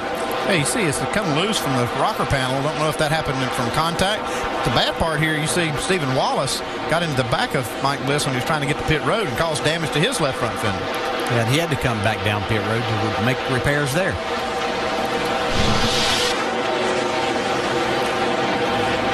'66 car now being shown 4 laps down in 29th position. And he is working that steering wheel, Stephen is trying to hold on. Battle for 5th position. David Reagan in the 6th car. And easing back in on him is the veteran Mark Martin. David Reagan's had a nice solid run here today. He's been up and around that top 5 all day long. Mark Martin's car just seems to get better as you get more laps on the tires, so he's trying to close in and take that spot away. Shannon? David Reagan has made 4. Today is 5. Nationwide starts here in Texas. He sat on the pole here last year. This car has been really hooked up. They made some changes. It was tight early on, and they did go to work on that car. He really likes the last group of changes. His crew chief even came over the radio and jokingly said, you guys may or may not get this, but we're going to the bank, which of course means he's going to pass Cliff Boyer, and then we're going to the Save-A-Lot store, which means, of course, he then wanted to pass Carl Edwards. Jamie? Well, Shannon, David Rudiman, after that last stop, there was cords showing on the right rear. They made very minimal adjustments, put 4 tires on it, and when he came out, Jerry Baxter said, all right, we've got a good car, David. We need to just settle in here. Let's ride around for a little bit, and we'll pounce on him at the end. He's turning lap times comparable to the leader in the 18, guys. David Rudiman coming off that 2nd place finish in Memphis last week. Here is Kevin Harvick in the 33 and the 88 of Brad Keselowski. Now Keselowski is trying to go by Harvick after Harvick had made the pass a few laps ago. I think Harvick punished his car making up those spots, and now he's kind of paying for it. I think he did that, and his car just seemed to be a lot better out front in that clean air. When he got back in this position earlier, when he was running 4th and 5th after pit stops, his car didn't seem to be nearly as good then, so he just needs to get it out front. That's the key. Worked pretty good for Kyle Busch today, too. More on Harvick from Dave. Yeah, his quote 2 laps ago, terrible now, just plowing. Not good. He needs another caution here to adjust on it. It's amazing because we heard him talk about and report earlier whenever he was in front of Kyle Busch that his car was a little bit too much on the free side there, and just that clean air out there and being in front, how it can change. 59 car, good one today for Marcos Ambrose, who started back in 25th position, now trying to log yet another top 10 for JTG Daugherty Racing. He's in the top 10 right now, so he's had a good race so far. Mike Wallace closing in on him here. Mike just made the pass there on Montoya. Mike trying to get into that top 10. That'd be a nice day for him. More on Marcus Ambrose from Mike. Well, guys, Brad Daugherty can feel comfortable writing the check to Marcus Ambrose and the 59 team this week. They have certainly earned their money. They've been working on this car throughout the afternoon. In fact, midway through the last run, they had developed a vibration. They thought they had a loose lug nut. They were able to last until the caution flag come down pit road and tighten everything up. They've been fine since and have been moving their way to the front. But believe me, this has not been a cakewalk today by any stretch of the imagination for the 59. Well, Mike, you're partially right, Mike, because they certainly have earned their money today, but Brad Daugherty never feels comfortable writing a check. I can promise you that. Words right out of my mouth, Doc. He's done a good job. We all know Brad. He's done a good job today. Maybe Brad will give him a raise. He should. Oh, my God. What do you think, Brad? Hey, Marcus is driving the wheels off that thing, but it's a little easy on the check writing talk. Please. And wait a minute, Marcus is supposed to be paying you to drive that car, isn't he? Great. That's what I thought. Oh, a great deal. He's doing a good job, Brad. I mean, I like the way he's looking out there right now. He's kept that car clean all day long. It looks like it's handled really well. One of the better days I've seen Marcus have. Yeah, he's had some good top 10 runs this year, but he's doing a really good job. Race car, like the guys have said, has been a little tough for him, but he's really persistent. He's done a good job. Hopefully we can get on up there and get a top 5 finish. That's what we need. And Massaro, since you brought up the subject of Brad writing the check, he said off the air before they opened his mic, he expects you to pick up the check for dinner. I'll be happy to. I know where he likes to eat. Yeah, he'll even supersize you guys for the big fries. 21 laps to go here at Texas Motor Speedway. Kyle Trouble Busch. off 4. Well, trouble sideways. It is Juan Pablo Montoya through the grass. Yeah, he got clipped by the 32 car there. Hold on right there. Hold on. There you go. Almost. Does a great job not to hit anything. Slides through the infield. Eddie Gottsch is not going to be happy about the grass he's tearing up there. Tell you, someone is going to be very happy is Kevin Harvick. He desperately needed to get on pit road and get some adjustments on that 33 car, which is probably one of the few cars that could run with Kyle Busch. And there'll be an opportunity for Carl Edwards now and his team to rebound from that bad pit stop. Here's the contact, Denny Hamlin.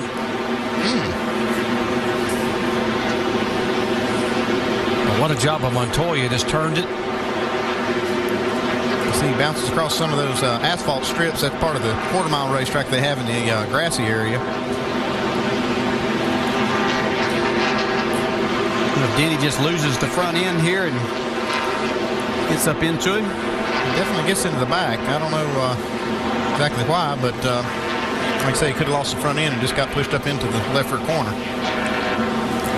Juan Pablo will also drive a nationwide car in the final race of the year. It'll be the 42 car for Ganassi at Miami Homestead Miami Speedway. Everybody pitting here? Get tires. The way the tires have been falling off, they should. You see that side is still coming off this one car. He's definitely pitting. This could be redemption time for the 60 bunch to be able to get their guy on and off pit road. Yeah, you see those sticker tires, and they're coming in to get them. It'd be interesting to see if anybody opts for 2 tires here. Take that chance of trying to win this race. Let's go down to Mike. And Kyle Busch coming down pit road just before the caution came out. He came over the radio. He was asked about the car, and he said in one word, money. He's that happy with the race car. They go to work on the right side now and they put Sunoco Race Fuel 2-tire change on the 18, Jamie. And David Ruderman in the 99, he said he's real tight, that he's sluggish. He said he feels slow on the straightaways. They're going to make an air pressure adjustment to try to help him out. 4 tires for the 99 of David Ruderman. Shannon? Jamie, Drew Blickensurfer called for 4 tires on this 60 car. They're not going to give him any fuel to keep him a little bit lighter, but these guys have a chance to redeem themselves right now on pit road.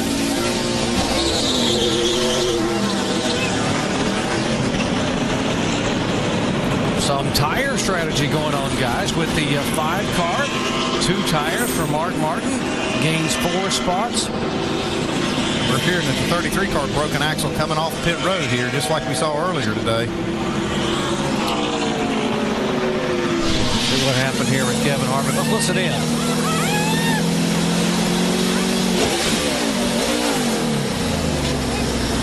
You can hear right when that happened. Just you can hear Kevin really had the engine revved up there, and just as they dropped the jack, he put a little bit more to it, and that's when that snaps the axle, just like Tim Brewer showed us earlier. Yeah, and Brian Vickers had the same problem earlier in the race.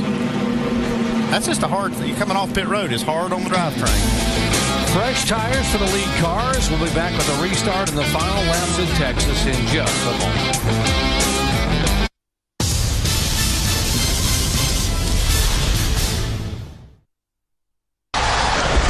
Schultz for Ovechkin.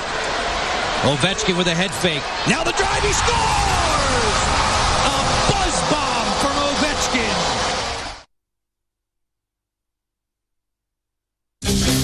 See the very best of the college football season on NASN.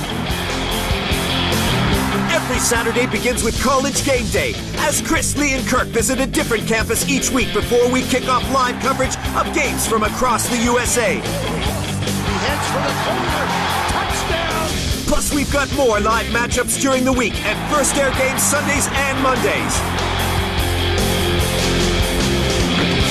If you miss any of the action, catch all the highlights with College Football Final each Sunday.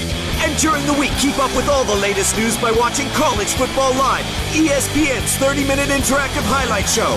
Glad to have you with us on College Football Live. Want even more choice of live games during the regular season? Sign up for our additional coverage on ESPN360.com, featuring up to 25 live games a week. As the season reaches its climax, we've got great conference championship games, and the College Player of the Year is honored with the Heisman Trophy. Touchdown, Texas! In December, the postseason gets started with coverage of all the top bowl games, including every BCS game and the national championship game live from Miami. Glenn rolling left, lofts it to the end zone. Celebrate college football's 140th season right here on NASN. Check NASN.com for weekly schedules and game previews. It's really only $2.59. They hate it when I do this. Check it out.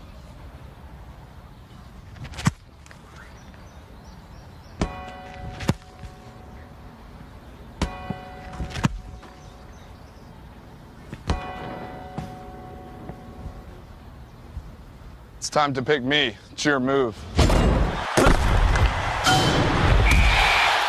So, EJ, we've designed you a signature shoe worthy of a 3-time All-American with mad smarts and sick leadership skills. Ta-da! There are over 380,000 NCAA student athletes. Yeah, you got your GPA embossed, right? There. I love it. And just about all of them will be going pro in something other than sports. Can I get it in a loafer for casual Fridays? Yes. Yeah.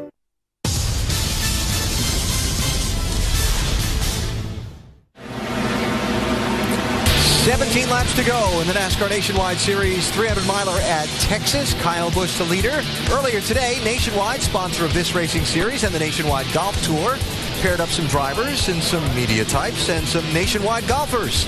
Little contest in the infield. Doc Punch playing a little Republican golf there, a little to the right. Jamie Little getting it done behind the wheel of the simulator. Rusty, you were out there too, right? Yeah, I had a little fun over there. You know, played a little golf, did a little simulator racing. Look at her. Jamie and her team, Jamie McMurray, Jamie Little, they win the deal, take all the money, but it's all for charity. And we're not opening Jamie's mic because she's not going to get a chance to brag because I didn't win. Time to go racing, Doc. I'm much better with my putter, too. We've seen you with your driver. You're running out of clubs, Doc. I thought you were just showing us how you could stop it on that asphalt. Absolutely. All that backspin on it, yeah. 33 cars going behind the wall, by the way, and let's see how good Kyle Busch can be here in the final 17 laps. Can he hold off Mark Martin, who just got only 2 tires in the 5-car? Busch just pulling away. Kyle Busch got 2 tires also here, so it'll be interesting to see. Joey Logano's the first car with 4 tires. This could work out for Logano right here. Depends on how much Kyle Busch been holding back. Carl Edwards and Clint Boyer all the way down on the bottom of that group, and there comes the 2-car underneath the 6. That's for 4th spot. We'll mix it up now. You can't waste much time right here. Don't need to save anything. 15 laps to go. See the sparks flying. And with these two, the Boyer and Edwards battling for a championship. Just 2 races remain after today. Carl Edwards hoping to be able to gain some ground today. He gained 80 points last week at Memphis, and right now he has not gained a single point on Clint Boyer. Up front, it is Kyle Busch, the leader. Mark Martin second, and the other Joe Gibbs car back in 3rd spot. Mike. And Doc, as you know, Joe Gibbs has won some pretty big events here in the city of Dallas in this area, but Harry, it looks like you're in pretty good position to pick up a win here today, but you got 2 cars in contention. What's it like for you watching this play out? It's nervous time. Hey, I'm so happy for Farm Bureau. They had a great group here. GameStop is right here in Dallas. We're thrilled with where we are. Can we finish? Can we win it? So I'm nervous right now. A lot of people midsummer were questioning, after the suspensions of your crew chief, whether or not this team would be able to maintain its competitiveness. You have. In fact, you've dominated. How have you guys been able to do that? Well, I got to tell you, we worked extremely hard. It was probably 7 years we raced in Nationwide Series and won about 3 races. And then this year we kind of hit it.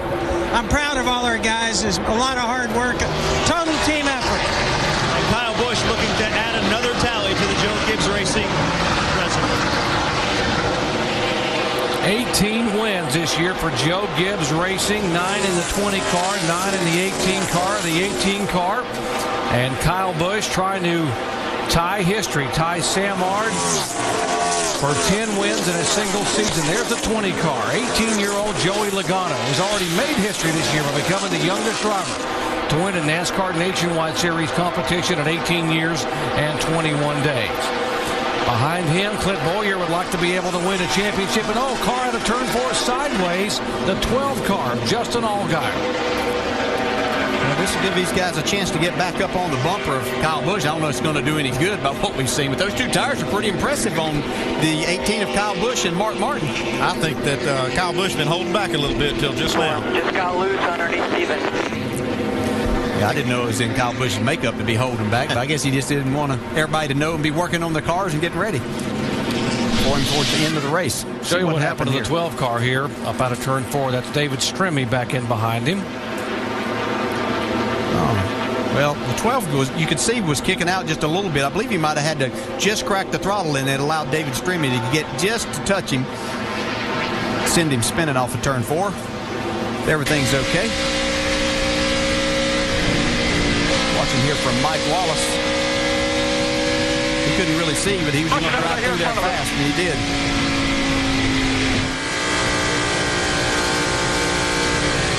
Yeah, you can see definitely Allgaier gets loose. Keep coming. Still green right now. Yellow's out, yellow's out. Now, I was trying to go underneath him and got him arrow loose there.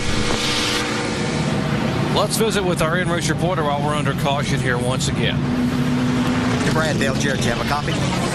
Yeah, 10-4, man. Hey, Brad, up in 7th. Pretty good day for you. What have you been battling for, most of the day out there with that car? Pretty loose, but, we came in, took 4 tires here on this last caution. I think we got something to drive up there. Maybe not for the 18, but maybe we can have a charge like Jimmy had last week and get up to 2nd. All right, you're going to utilize that high side, you think, and try to make those passes on those guys right in front of you? You bet. That's my lane, man. All right, man. Good luck. Thank you. Hey, Pops, Andy Petrie up here. Have you got us? Yes, sir. What do you think about those 2 tires on those 2 lead cars up there? Worked out pretty good so far for them, hadn't it? Yeah, I was sitting here thinking about that, but we've been so loose all day long, I was scared to try it, so we just put 4 on it. We left the fuel out of it, put a little nose weight on it, a little air pressure. Hopefully we'll be tight enough till the end here. Okay, well, good job today. Maybe your teammate can get him one here. Yeah, 10 more. Brad Keselowski talking about Jimmy. He's referring to Jimmy Johnson and the performance in those final 8 laps at Atlanta last week when it came in and Chad Knaus put 4 tires on, and he ran all the way up to 2nd position. Well, can Jimmy Johnson get it done here tomorrow? Stop number 8 in the chase for the NASCAR Sprint Cup, the Dickies 500 at Texas. Coverage begins at 3 o'clock Eastern Time with NASCAR Countdown. Alan Bassick, Brad Daugherty, and Rusty Wallace. Jeff Gordon, the pole sitter, for the first time in his career. Jeff will lead him down at Texas Motor Speedway, one of only 2 tracks that he has never won a Cup race on.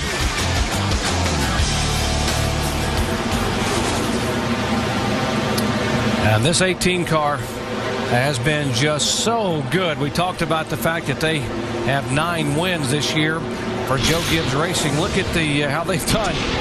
California, Dover, Kansas, Charlotte. A little bit of a struggle there for the newcomer, Mark Davis at Memphis.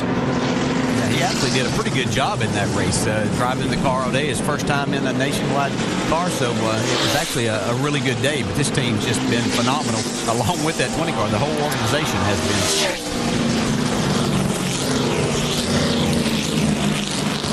Lucky dog, the 32 car, Denny Hamlin, able to get back on the lead lap.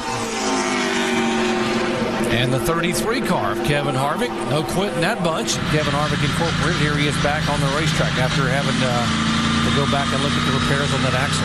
About 6 laps, and they're back out there. Dave, what's going on? And guys, remember they were 7th in the owner points coming into this weekend, so they wanted to try to keep that position if they could. And interestingly, the team told me that this happened to them in the spring. Kevin was a pole sitter, led 55 laps, and finished way down in the order for the same reason, broken axle. Yeah, I actually had a piece of that axle from that spring race to look at to see why that thing may have broken. That's too bad. This track surface on pit road is hard on the drivetrain. We mentioned the owner points. Now, right now, the 20 car there, Joey Logano and Joe Gibbs Racing up by 49 points over Richard Childress Racing and the 2 car, which is right behind him on the racetrack. Clint Boyer. So not only is Clint trying to win the Drivers' Championship, he needs to get around that 20 car and help the owners deal for Richard Childress and the boys. Yeah, it's going to be an interesting battle through Homestead. We've got a scenario here of no lap cars going to be in the way. We've got a restart inside 10 laps to go. So it'll be, see if anybody's got anything. If Mark Martin could somehow find his way up there to the bumper of Kyle Busch. Remember what Brad Keselowski said, I want to do what one of my heroes, Jimmy Johnson, did at Atlanta, if I can pick him off on the high side. Let's see what the 88 car can do. It'll be 7 to go as the green flag waves. And Mark was trying to anticipate that a little bit. Kyle was pretty smart in keeping him at bay there. He's still got a good restart. Closest anybody's been to him in a while.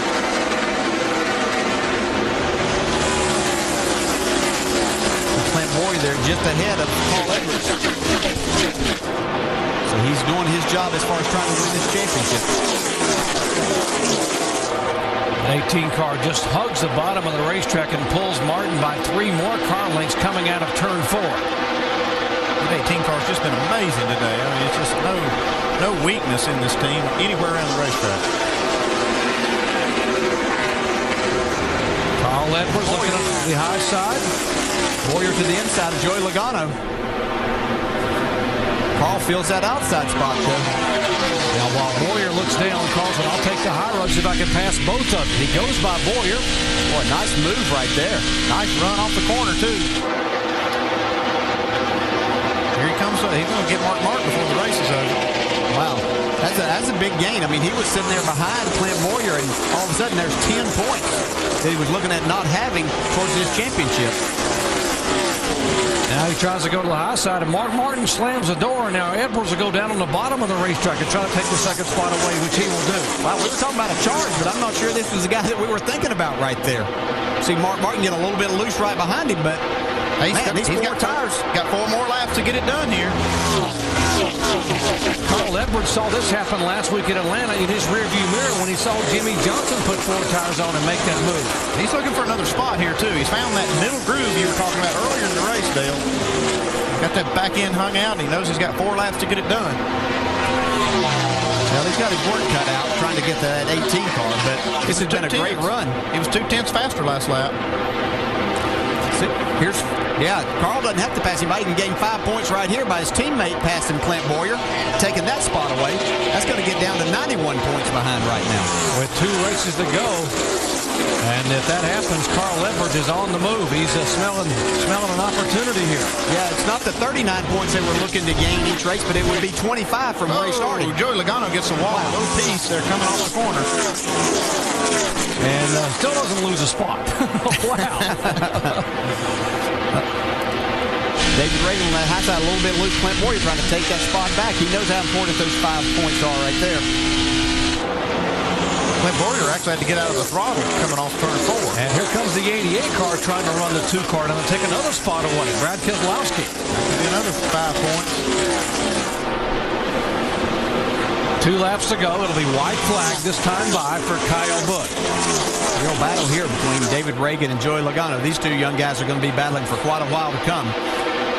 more of it up in the Sprint Cup. Whoa, a little bit loose. White flag, here it is. Almost some contact there. White flag. And Carl Edwards is moving in on the 18 car. Carl has cut that margin by about 5 car lengths in the last 2 corners. Here he comes. I don't know if he's got enough time, but he beat him by 2/10 the last lap. Looks like he's got enough lead. Kyle Busch does. If he doesn't mess up down here in turn 3, he's got it. Now coming all 3 last time was where Carl Edwards really closed up. Watch Carl just stay in the throttle. We've seen him do it before and bounce it off the wall in Kansas. Here he comes. Does he have enough time? No. 4 car lengths, 3 car lengths, and Kyle Busch will take the win. Number 10. Holy crap. You guys are awesome. Thank you, Phil. Clint Boyer will be listed as finishing in 6th position. And there is Kyle getting his record-tying 10th win in 2008. And he will tie the legendary Sam Ard for the most wins in a single NASCAR nationwide season. Jamie. Joel Whiteman, crew chief for the 18-car, 10th win of the year. It's unprecedented so far. What does this mean to you guys, this organization? This means a lot. I mean, you know, it's unbelievable that after you stop and think about it, 10th win for Kyle. He's tied the record. So, you know, we're going to go after that record. We're going to beat it before the end of the year, and that's our goal. I got to thank Farm Bureau. Finally got him in victory lane. You know, it was a rough year at the start. We missed a race for him, but to get them in victory lane means a lot, too. Congratulations. We'll see you in victory lane. Carl Edwards pulls up beside here looking at the team. Big day for this team, guys. Joe Gibbs Racing sweeps both events at Texas here in 2008. It is the 19th win for Joe Gibbs Racing in the NASCAR Nationwide Series.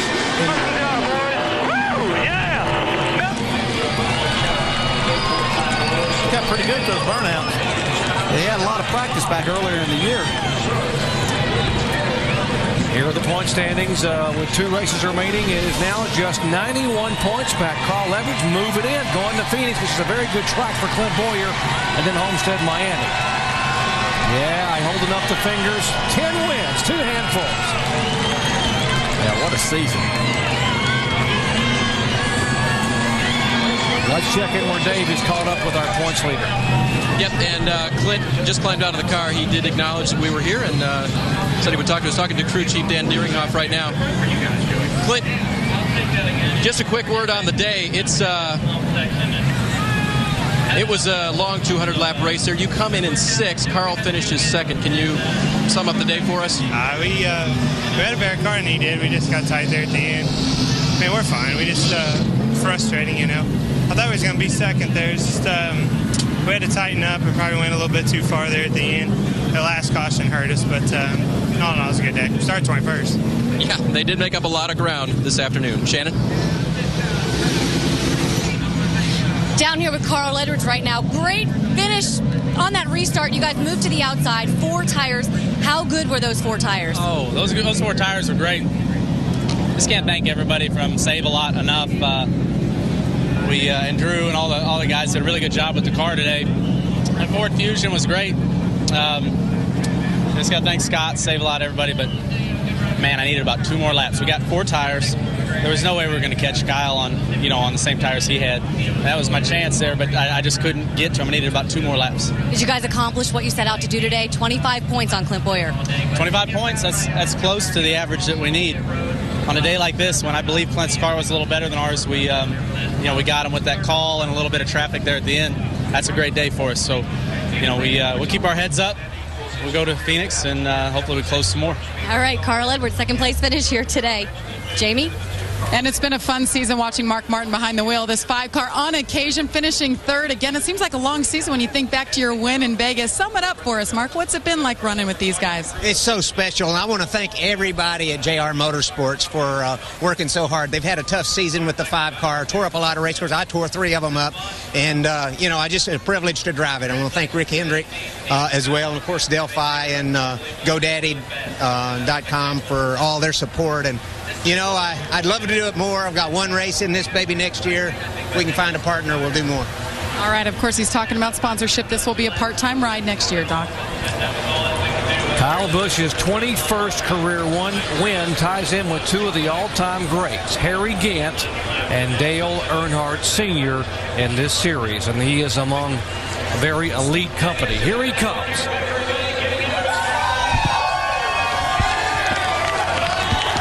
And Docky's getting drenched with Powerade and water and everything else. And what an amazing season it has been for Kyle Busch. Your 10th victory here in the Nationwide Series, and with that comes recognition. You've tied one of the all-time greats, Sam Ard. What does that mean to you? It means a whole lot. I mean, Sam Ard's one of the pioneers of this sport, one of the guys who built this deal. And to be tied with him at 10 wins, I mean, that's something that's pretty spectacular and something that's really, really special to me. And he's in Florence, South Carolina with his wife, Joe, with Alzheimer's. And, I just want to say hey to him. And, I told myself during this race that I knew he had health issues and stuff like that. And I'm going to go ahead and give him $100,000. I'm going to try to help him out some and see what I can do. I mean, it's not much, but it's something that can try to help cure him and everything he's going through. But got to thank Farm Bureau Insurance and Toyota, all these guys. Thank the fans for coming out. And these guys are just awesome, man. I don't know what else to say. It's been a dream year. And Joel Weidman, who come on board, he's been doing a phenomenal job. And Jason back at home gives us a great race car to come to the racetrack with every week. $100,000, very generous. He described this car as money, and that's exactly what it was, Alan. And who'd have thought we'd seen Coach Joe Gibbs wearing a Cowboys hat in the Dallas area? And a very generous donation by Kyle Busch as he equals the great Sam Ard's record today. 10 wins in a NASCAR Nationwide Series season, and still 2 opportunities, Phoenix and Homestead, Miami, to go to try and top that record. You're watching